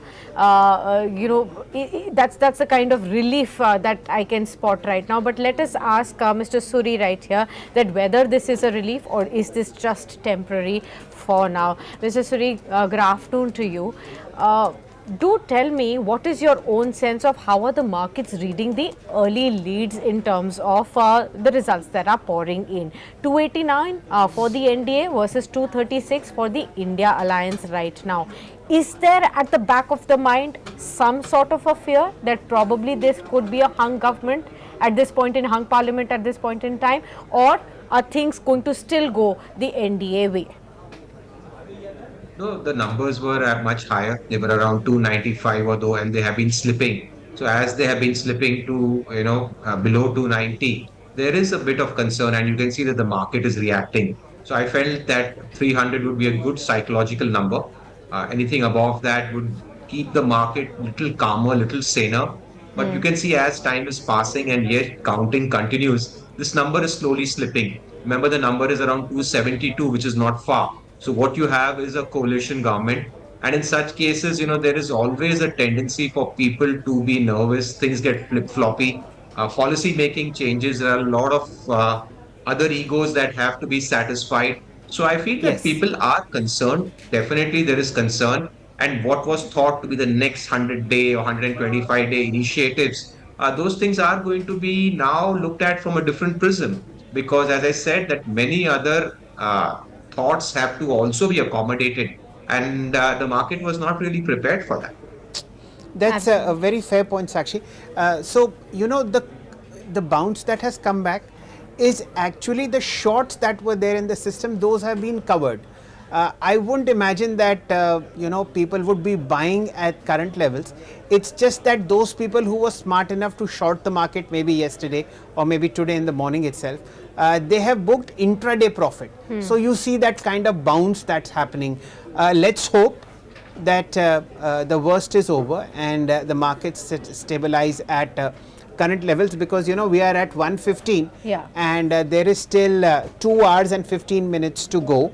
What's really a point to note, and what Atulji also says, is that when we started this show, Sakshi, this was at 296 and this is now slipping to 289.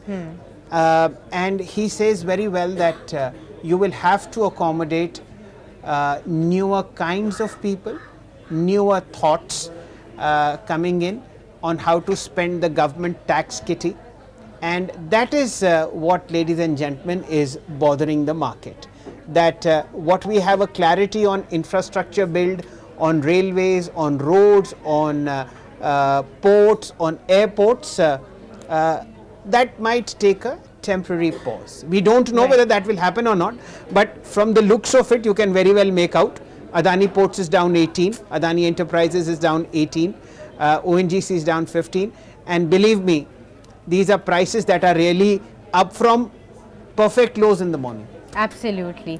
But you know what's in the green? HUL, something that did not do anything for the last 4 years. It's up by 4.5 to 5% higher in trade, and that's what is making money today. What about this FMCG pack, Atul sir? Do you think this underperforming space will come back, given the focus of the government also on consumption? Will that at least play out in the next 5 years?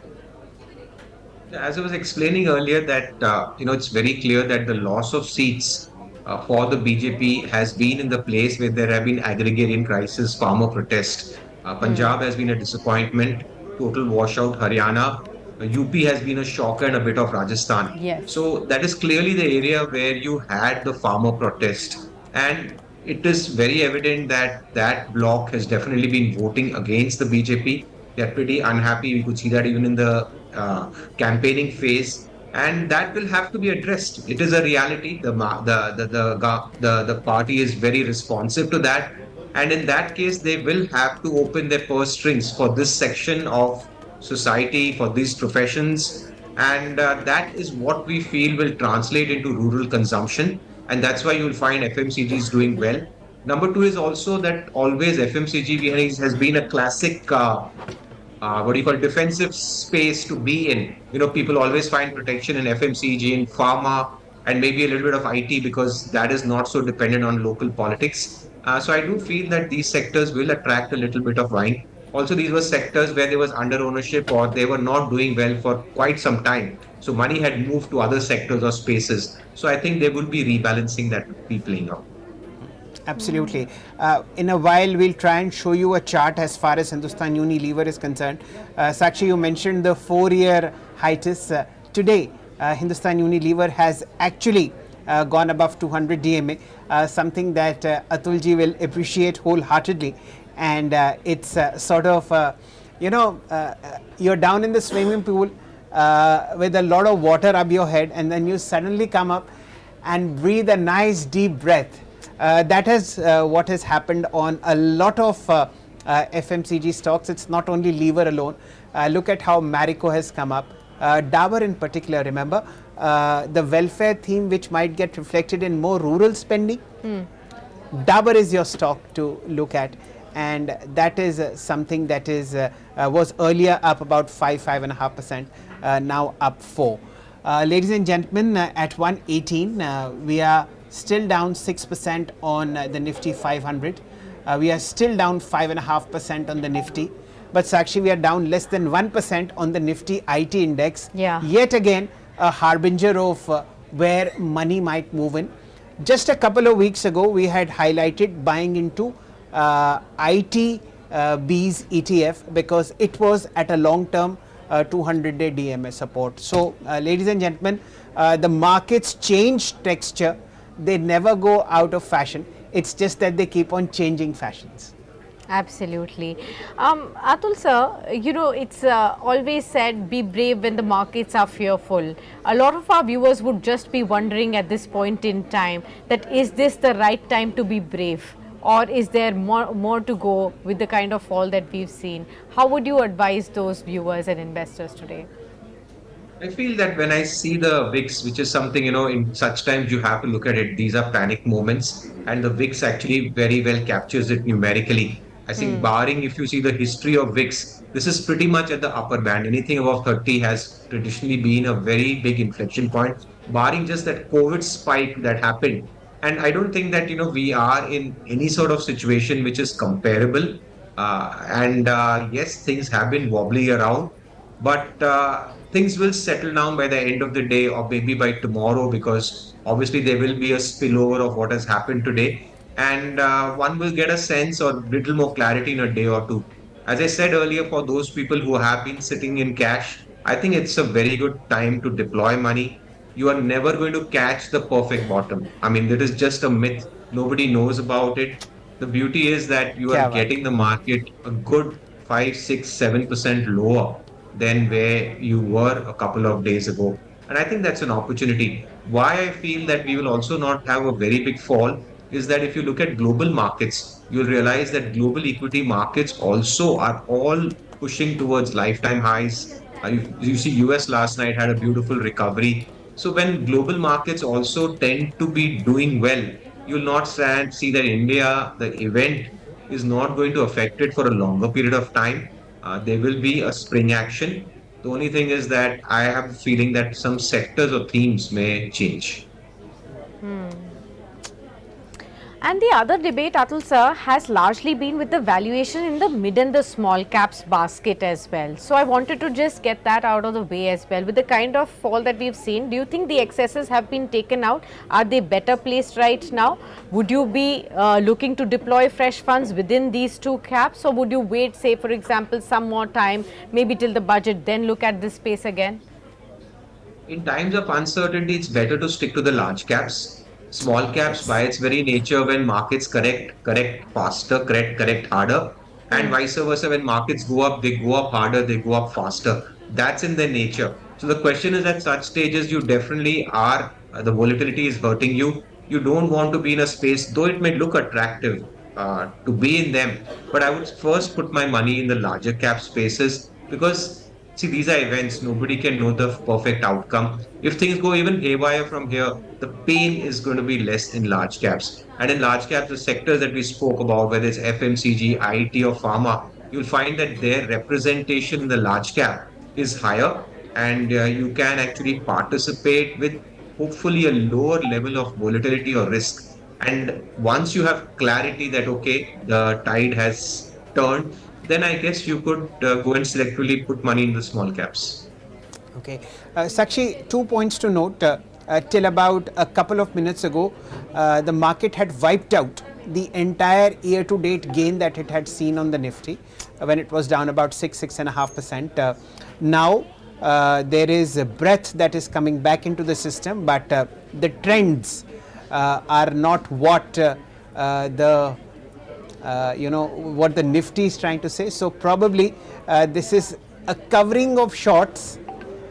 People who have made intense amount of profit intraday are taking that home, and once markets rise to a certain level, then again you will sell that intraday bump. When that happens, we don't know, but it's frankly not looking good as far as the trend is concerned. And should it reverse, then Sakshi, let's just say the falling knife will fall sharper.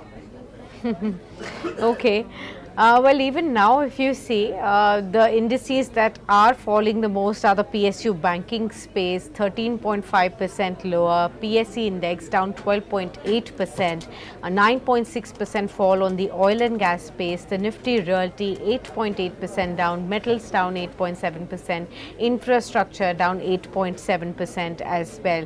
These have been the large outperformers in the recent run up to the elections, and these pockets are seeing the sharpest fall right now. Any of these pockets, Atul sir, that you would be looking at after these dips that fresh money can be deployed into right now? For those who may be feeling the FOMO that I've missed the PSE rally, I've missed the PSU banking rally, you know, I've not been getting a chance to get into say some of the stocks in the realty, oil and gas, or maybe defense and railway space as well. Where exactly would you still feel confident that beyond this there is a lot more steam to go? I would look at the capital goods infra engineering space because, the fact is that India as a country is going to require a lot more infrastructure. And assuming this government continues, that has been a key area. As I said, that yes, there may be a little realignment or reallocation that will happen, but the kind of emphasis on infra, because also it provides jobs, engineering, these kind of nation building projects that come into being is something that will continue. And I feel that that is why you are seeing a dip at the moment, because people feel that, well, the money may move towards other areas. But in the longer time frame, this is something that this country needs. Whatever the government, whatever the shape, investment in infrastructure is central to any government or what they do. So I, for one, like infra, construction, capital goods, engineering. And prices, Sakshi, in that space haven't corrected as materially as they have in the PSU basket. I track about at business today, we track somewhere like 32 infra companies. If I remove the PSU bracket to it, the corrections are not as deep. I think everybody will forgive an 11% construction dip on ABB because the stock itself has more than doubled. It's taken back 11%, not a problem. Siemens has taken back less than 9%. Cummins India has taken back less than 8%. So on and so forth. So of course prices have come off, but they haven't come off as rapidly. And Sakshi, rural theme, you will really appreciate this, Atulji. Yes. Look at Hero Motors. Yes, I was just looking at them. What's the price? Tell me.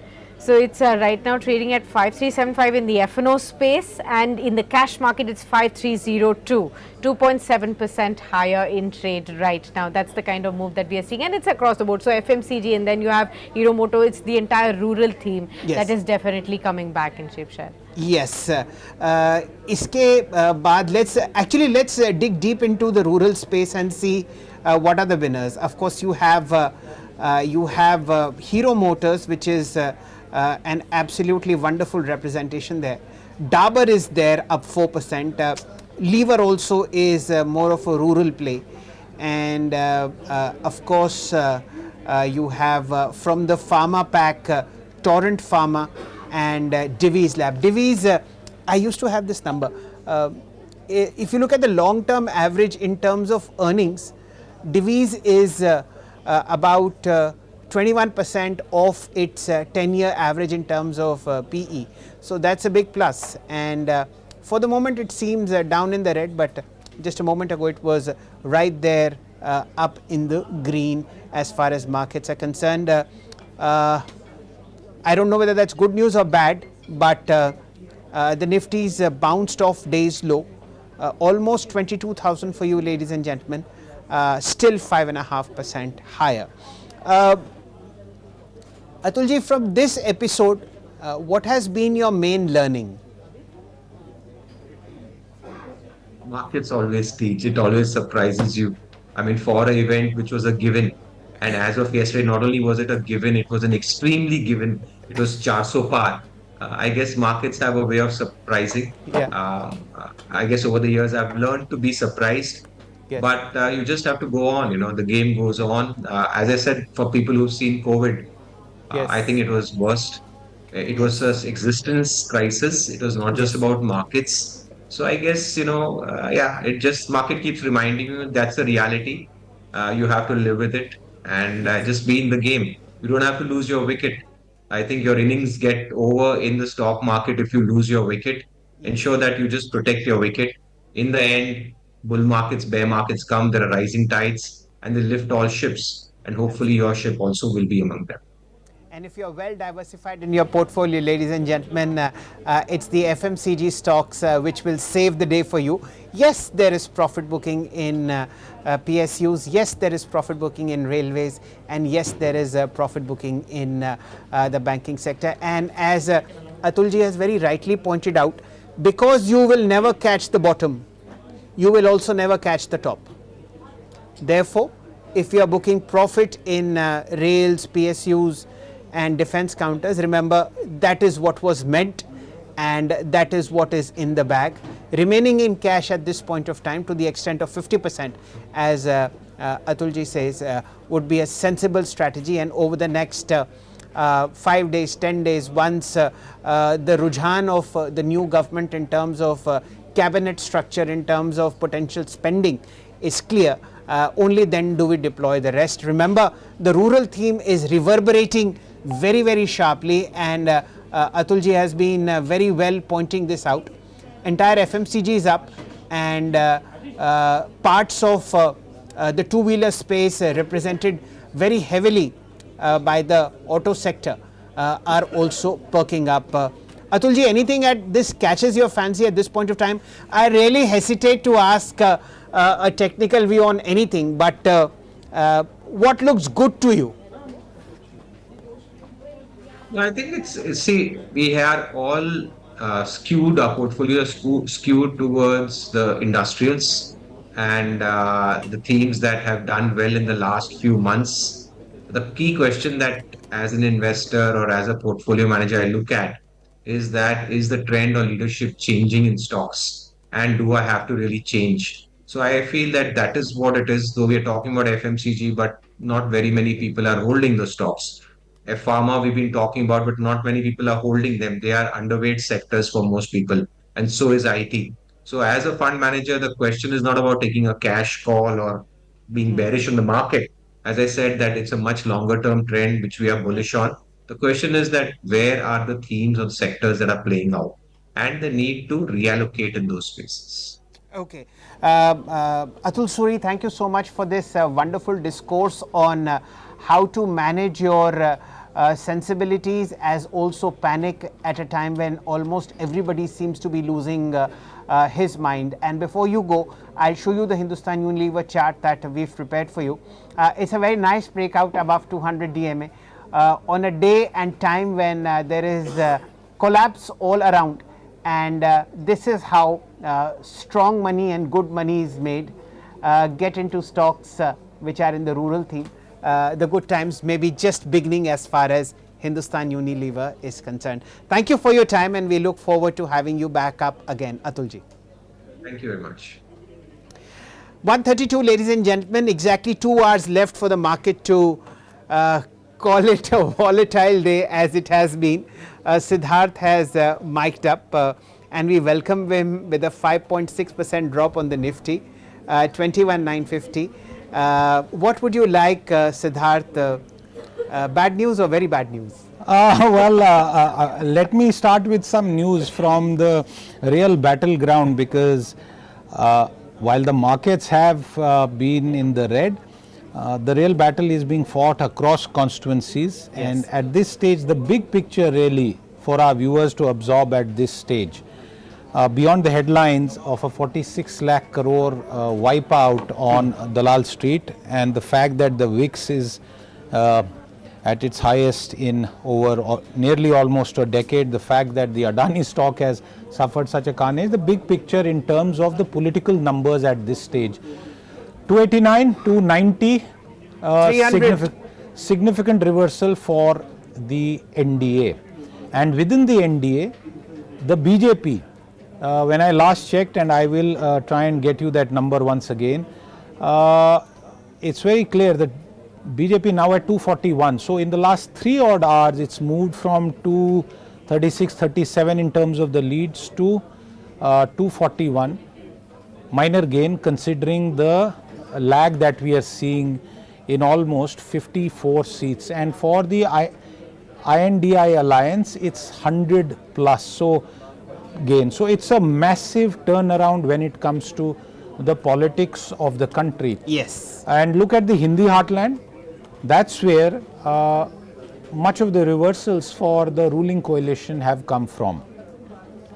And if this trend stays, it gives us a picture of a national voting pattern where you can clearly see certain community, minority community consolidation, and you therefore see a situation where the BJP on its own is not getting a clear majority. And on that note, let's bring in one of the foremost voices in the market, Nilesh Shah, Managing Director and Chief Executive Officer of Envision Capital. Nilesh, very good afternoon to you.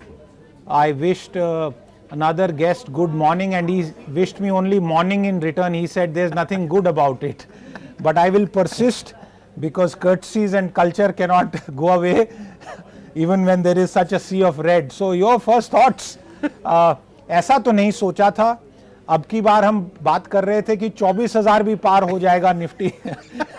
It's been a dramatic reversal, Nilesh.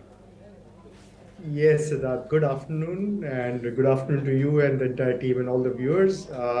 Yeah, of course, अब की बार ऐसा नहीं सोचा था, लेकिन अब की बार भी correction आया है, अब की बार भी volatility is there, which is part and parcel. Reasons can always be very different. At times corrections happen because of fundamental reasons, at times corrections happen because of non-fundamental reasons. So today is one more such day where you're seeing a deep cut. I think it is a reaction because obviously the tally that we are seeing currently is not in sync with what we all had expected. So obviously it's come as a bit of a jolt. And we will have to take this in our stride, and we will have to watch out how the next few days unfold. But one thing is for sure, that this kind of volatility surely creates another opportunity. And as they say, opportunity in an adversity. And so I probably think that there is again an opportunity in this kind of moment or phase of adversity. Okay, we'll talk about the opportunities, and shall you take that, because before you go to Nilesh, I just want to quickly recap some more news headlines, the political highlights. So very clearly a poor show by the BJP and its allies, and the distance from a majority for the BJP alone, I think, is the biggest worry in terms of Modi 3.0. UP, Maharashtra, the INDI alliance in pole position, big BJP icons trailing, the BJP likely to lose the Ayodhya Faizabad seat, revival of the Congress is ahead both in Raebareli and Wayanad, Rahul Gandhi. But for the BJP, a thumping Lok Sabha win in Odisha, and for its partner, the TDP in Andhra. So this will continue to change, but the single headline that I think all market participants are also focused on is that for the BJP, अब की बार 272 भी नहीं हो रहा है पार as of now. Okay, and sort of continuing with the humorous opening of this show, Siddharth, let me just add one line from my side before I reach out to Nilesh. मेरे ख्याल से it was only Brian Lara who could go beyond 400, and so far we've seen that record being held. But serious disappointment for BJP supporters, and most of them are in the markets. Nilesh bhai, good afternoon once again, and a very warm welcome to Market Today. When you talk about opportunities, please share with us and our viewers, where do you see value? For one thing, is now growth on the back seat, and is value back on the front? Good afternoon, Shell. No, I don't think growth is on the back seat. equity markets are all about growth. You come into basically equity markets because you expect uh, higher returns versus what other asset classes can offer you, and the higher returns coming from higher growth. So equity markets are always and always about higher growth. Yes, there would be intermittent phases where markets prefers to kind of go with more defensive bets versus higher growth. But I think over a period of time, you are better off in identifying high growth opportunities and basically investing there. I also think that the current phase, and maybe this can continue for some more time, but will essentially to kind of really look out for those kind of companies or sectors where they get beaten down because of these developments, but still will continue to be on a high growth, irrespective of what kind of policy programs that we see ahead. For the very near term, it looks like that there is going to be a defensive kind of a mood in the market. And in that kind of an environment, clearly believe that FMCG, consumer staples, sectors to do with rural spending will probably do better as stocks. Apart from the risk of trade or the defensive kind of a mood, this sector will also benefit because crude oil prices are coming off, and therefore they will have better margins, and therefore better profits and better earnings, and therefore better stock prices. So I think clearly right now the sector is going to have some good tailwinds, and I think therefore in the very near term, this as a sector will kind of do relatively well. I also feel that technology stocks, select stocks which have the online platforms, uh, pharmaceutical stocks, they probably or healthcare stocks, they will also do relatively better. Um, and then, of course, the favorites, which essentially has been energy, manufacturing, infrastructure, we have seen a sharp cut today in most of those sectors. My view is that I think they seem to now kind of come back onto kind of a bit of that buying range, but one will have to be prepared to buy even more as they hit lower levels also maybe in the coming days. So I think broadly the broad India story is intact, the set of sectors is intact. It's just that you can vary your capital allocation. One sector on which you may have to probably be a bit more careful is the PSU pack. Because PSUs under a full-fledged majority government and PSUs under a coalition government, the outcomes can be different. And we have to keep in mind that PSUs have already had a stellar run. They have all multiplied, and so one has to be probably a bit more careful. Nilesh, that's a very, very important point about PSU banks. And look at even the oil and gas, the Nifty oil and gas, then infra Nifty, the realty Nifty, the metal Nifty. So very clear, at least in today's trade, sort of churn is happening.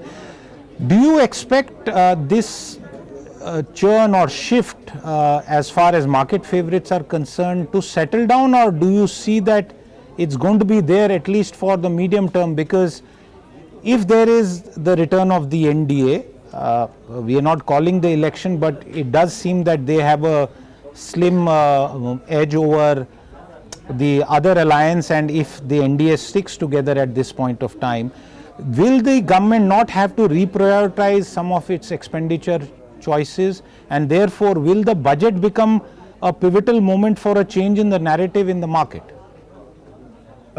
Yes, that clearly the budget is going to be extremely important. It is going to be the first policy document which will lay out the mood, the essence, and the contours of the policy framework and the policy apparatus of the new government. So obviously, of course, before that, there will be a lot of questions which the market is going to seek, which is going to be in terms of the composition of the coalition, because one thing which seems to be at least evident is that it is going to be a kind of a coalition government, assuming the current tally holds true. If that changes, well, that's another set of thing to discuss.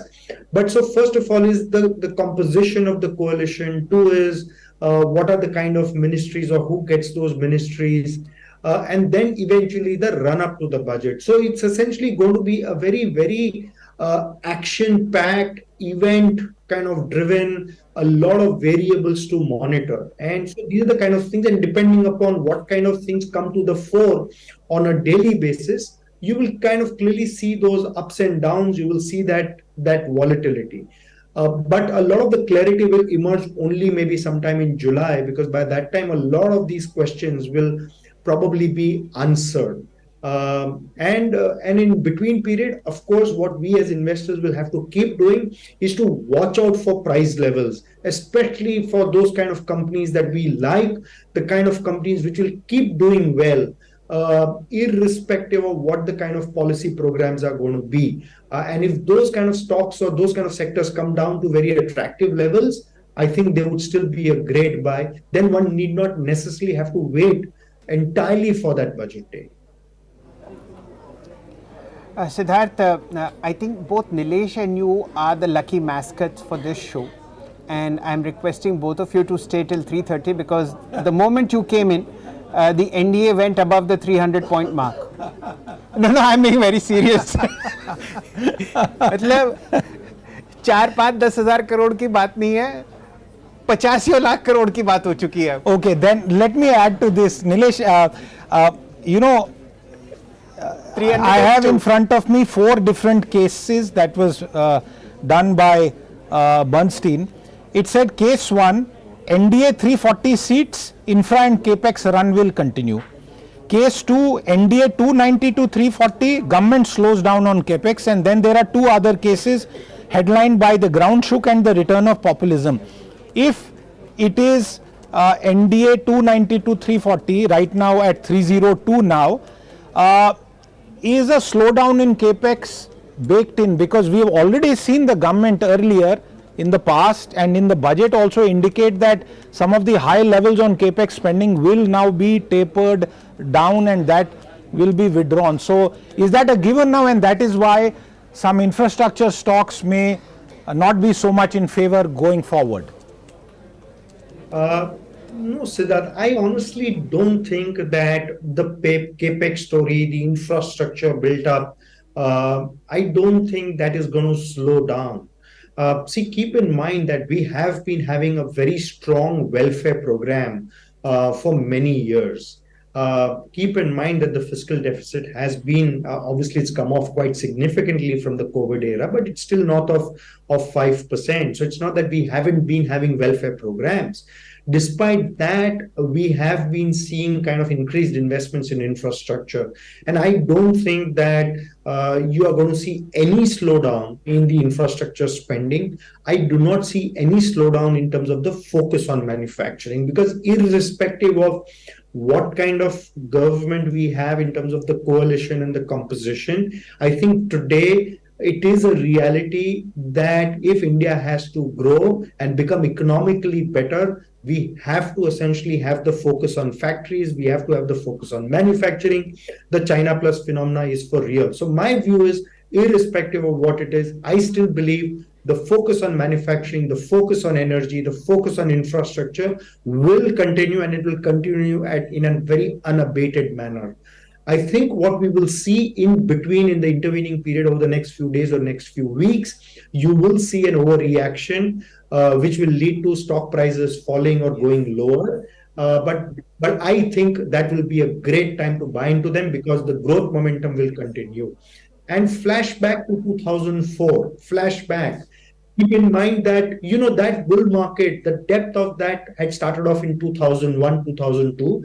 2004, we had a strong pullback. We had a very deep correction. But after that, 2004 to 2007, we basically had the bull market continuing to march ahead, and infrastructure stocks, manufacturing stocks, real estate stocks, all of them did spectacularly well between 2004 and 2007. So we have to we have to remember what happened in the past. And I think, again, we will continue to see that bull market continue, though, of course, we will have some bit of a pause here or some kind of an interval. One quick further point. Given the likelihood of the final result, would it be fair to expect some sort of tax breaks from a consumption point of view? And I'm linking it to broader consumption as well as rural consumption especially, and that playing out in the markets in a positive manner. Is that a likelihood that we can try and consider? I don't know that what kind of tax breaks can you have, in the sense that at a starting point, I think for now it will be fair to assume that there may not be any tax breaks. I think for rural spending, it will have to be more about more of subsidies or more of welfare measures. The state governments, of course, will probably continue to do that because you're going to keep having elections in different states. I think for the central government, it will be interesting to see if the food subsidies and the fertilizer subsidies can be converted into DBTs, direct benefit transfers. And if that happens, that will obviously, of course, be a very big positive. So my view is that for rural spending to gain momentum, I think the reliance on tax cuts will be less. It will still be more about efficient delivery of welfare measures and efficient delivery of subsidies, including DBTs. Okay. Siddharth, I think I'll just now mark the Nifty. There is some, let's just say a bit of a breather that's coming in.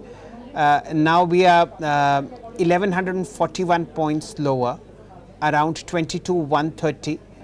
The low was somewhere like 21,282. So we've recovered somewhere like 800, 900 points from an intraday low. So the panic that was there in the market seems to be settling out. That's also visible in the trend numbers that you are seeing. Before you joined in, the number had slipped to 289. We are now at 301. And so far, let's hope that this is for the better. And if you really want to feel a bit more better now, I'll just say that we had added 3.5% on the Nifty yesterday. We are down 4.7 today. So the net loss is 1.5. And I won't be too bothered about that. All roller coasters come back to the starting point. Just to add one more political point, Nilesh, and maybe you can take it up from there from a broader reform trajectory perspective. One of the big expectations going in and up until the exit polls till today morning was one nation, one election, which would have reduced some of the frequent elections that we see. It was not going to happen in the immediate term, but clearly with this kind of a verdict, that's off. So GST reform, because we spoke about taxation, Nilesh, I would argue that some of the things that we had expected in terms of rate rationalization or the inclusion of newer sectors have also now been pushed back significantly, and that also will continue to put some sort of pressure on consumption. My view, Siddharth, is that GST, a lot to do with GST is more like kind of a team effort, a combined effort.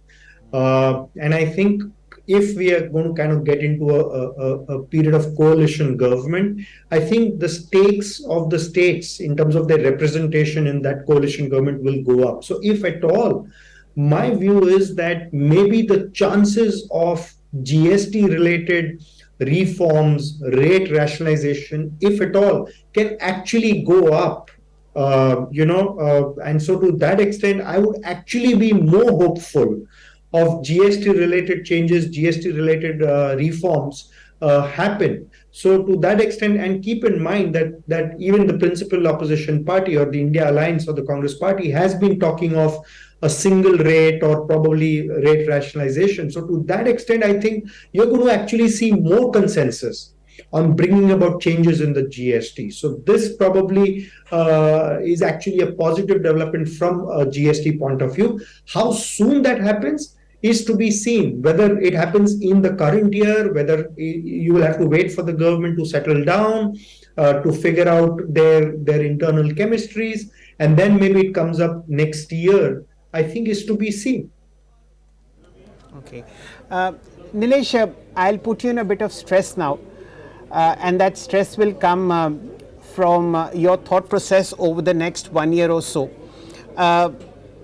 I'm sure you've taken advantage of the dip that has come early morning, and you've bought into the market. How I find this out, it's visible on your face, the kind of stress that you've suffered since morning, and you've bought into this. Now I want to understand, what have you bought? Have you bought your existing portfolio where you got chances to enter at relatively lower prices, or have you bought new stocks where the prices have changed dramatically in your favor? So, Shell, I think continue to buy basically positions that we already have. That's been the strategy, because some of them essentially have fallen today because of and some of the stocks are in sectors which have honestly not very high dependence on policy and things of that kind, but there's just been a collateral damage, and you try to take advantage to that. So I think it's continuing to be the same set of stocks. So at least you bought, right? Yes, absolutely, Shell. We have bought. We have been buyers today. Okay. This was actually visible on Nilesh's face. I've known him for about 25 years now, and he's one of the finest stock pickers that at least I have come across. And ladies and gentlemen, he's added to his existing portfolio. I believe you got in some decent money over the weekend, given the exit poll numbers that they were there. I wouldn't want to comment on that, Shell, but all I can tell you essentially is that yes, we have received inflows. I would not want to comment on the quantum of inflows, but yes, we have received inflows, and we have put that money to work today. Wonderful. A lot of people right now on earlier shows, Nilesh, they call in, and we have a daily call show where lots of queries are on individual stocks, but the broad sense of all the questions that we have got since the morning today are, ab kya kare? And many of these questions, Nilesh, are from newer entrants who perhaps lack the sophisticated tools and access to information and don't spend time to listen to people like you. Now that you are here with us, what would you tell them? No, I think the message would be very simple, that I think we have to take volatility in our stride. The events, reasons, causes essentially can be multifold, but this essentially is part of our journey, and we have to be able to take this in our stride. We fixed on the medium to long term. The medium to long term continues to be extremely attractive, continues to be very compelling. The best days lie ahead. This might look to be an adversity, but just remember that when the world is fearful, be greedy. So to that extent, that's basically the message.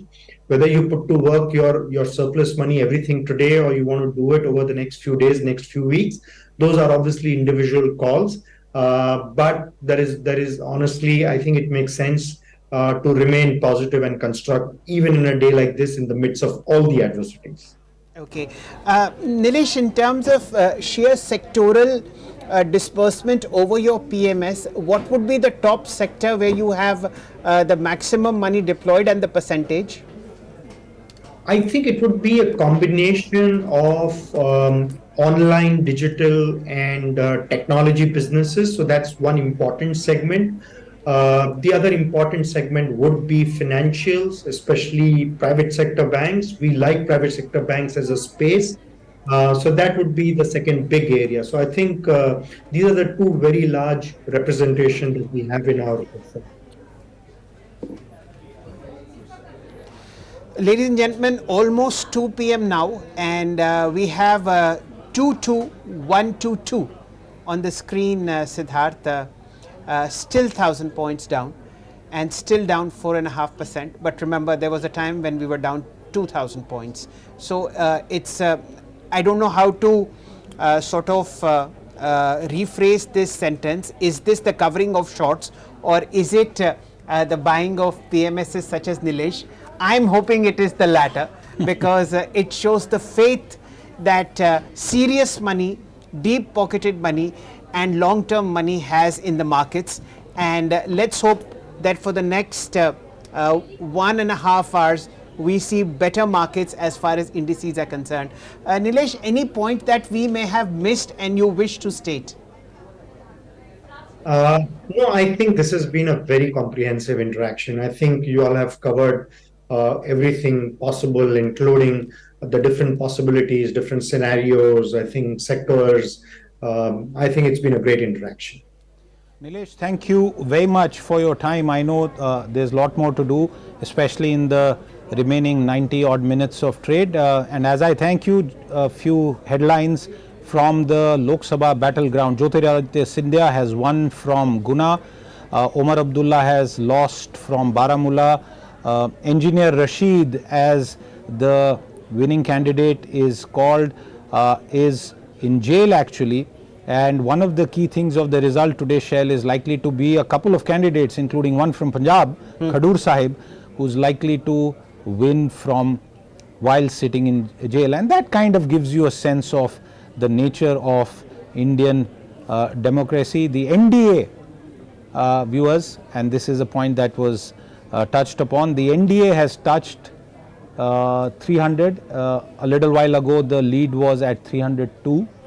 The India bloc has crossed 220, a point again, Shell, that you reflected on. The Samajwadi Party is leading in Uttar Pradesh, and that's one of the biggest tectonic shifts in the battleground state of Uttar Pradesh, with 37 seats. Giriraj Singh is leading in Begusarai, while Smriti Irani is trailing in Amethi.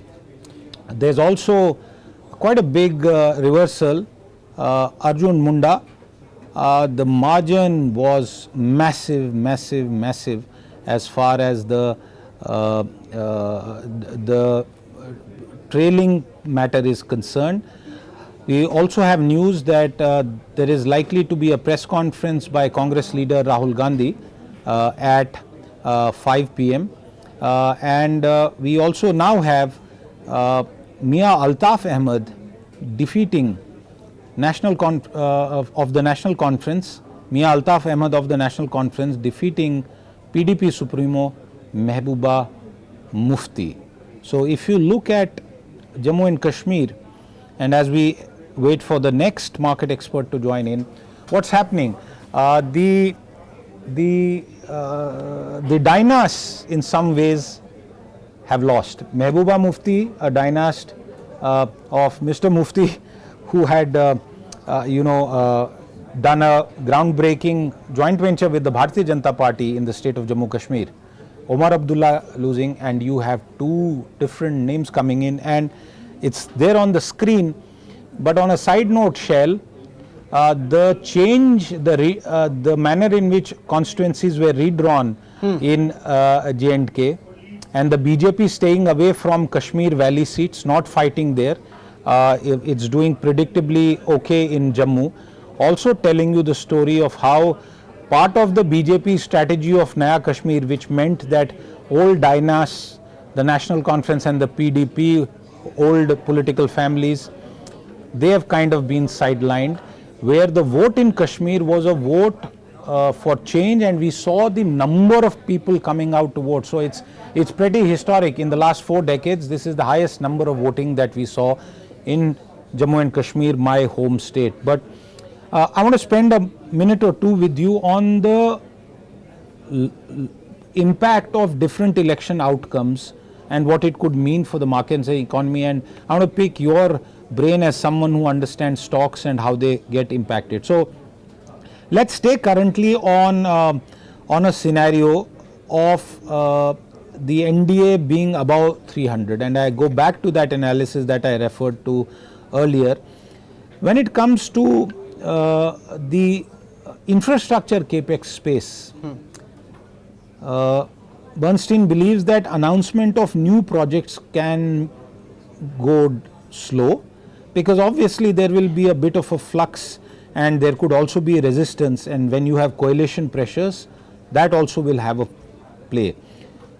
Maybe today is not the right day to look at the infrastructure index, but your own sense that can India's infrastructure growth story continue at the same space given the kind of political verdict that we are baking in?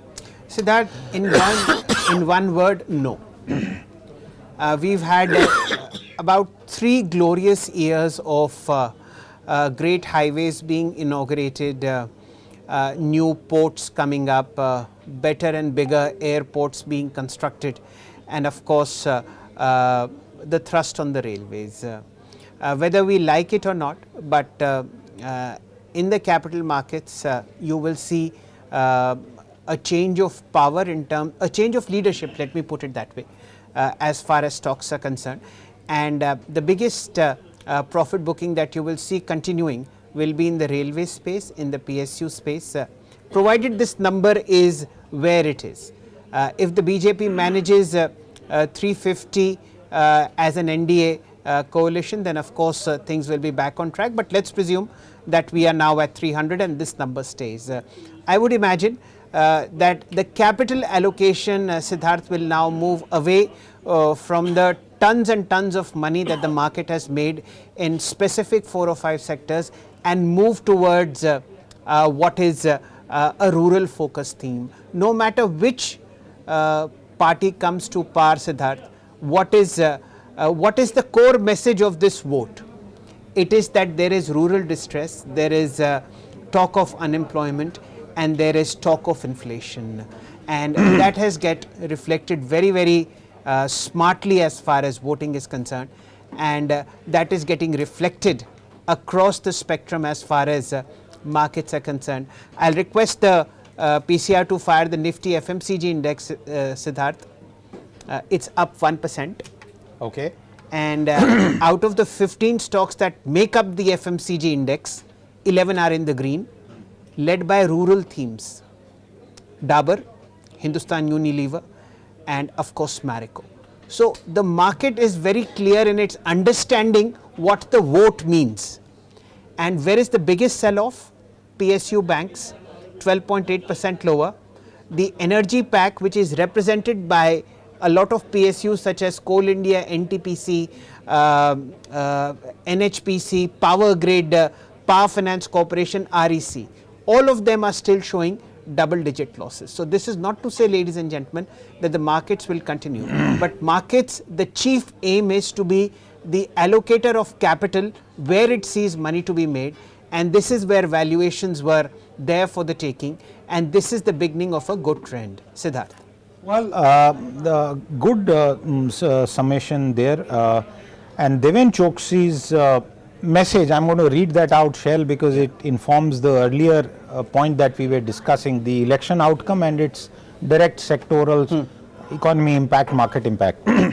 When the NDA is forming the government, all equations remain, including growing the PSU and public sector banks and also the infrastructure play. The challenge is in Parliament, where due to absence of majority, BJP will be a bit on the tenterhooks. In my view, economy and industry related reforms will continue unchanged. So we are hoping to do a very broad discussion later on. Once markets close, viewers, 4 p.m. do tune in, where we will answer some of these questions. But before we slip into a break, Shell, you want to sort of comment on this message that I just read out? Siddharth, you know, it's best to sort of be quiet rather than stick your neck out and get it cut.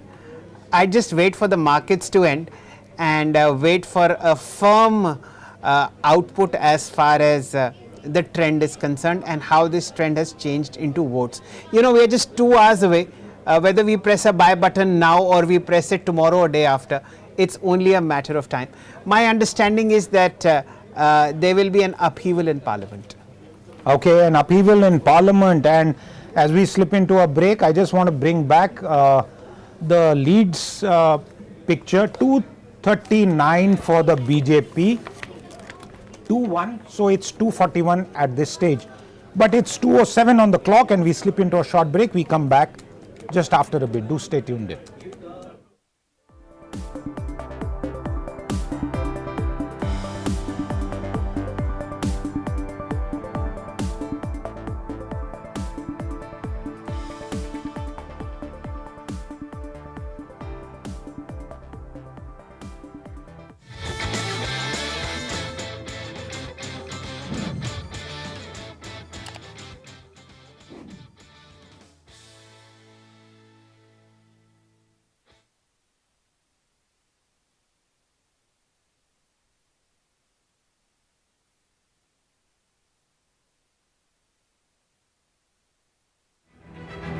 Over the past 75 days, I've had the opportunity to crisscross the countryside and meet netas and voters in every part of the country.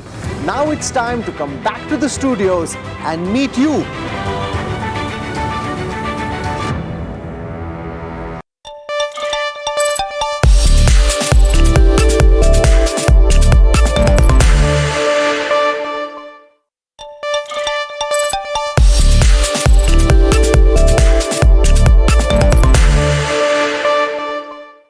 But is that too much of a hope at this stage as far as the markets are concerned? Morning, Siddharth. Thank you for having me on. And you notice to your response of good morning, I just said morning. I took the good out of it. But that being said, I think obviously, the movie hasn't played out as the trailer was shown to us over the weekend. But Siddharth, I think I'm going to probably tell you something that maybe nobody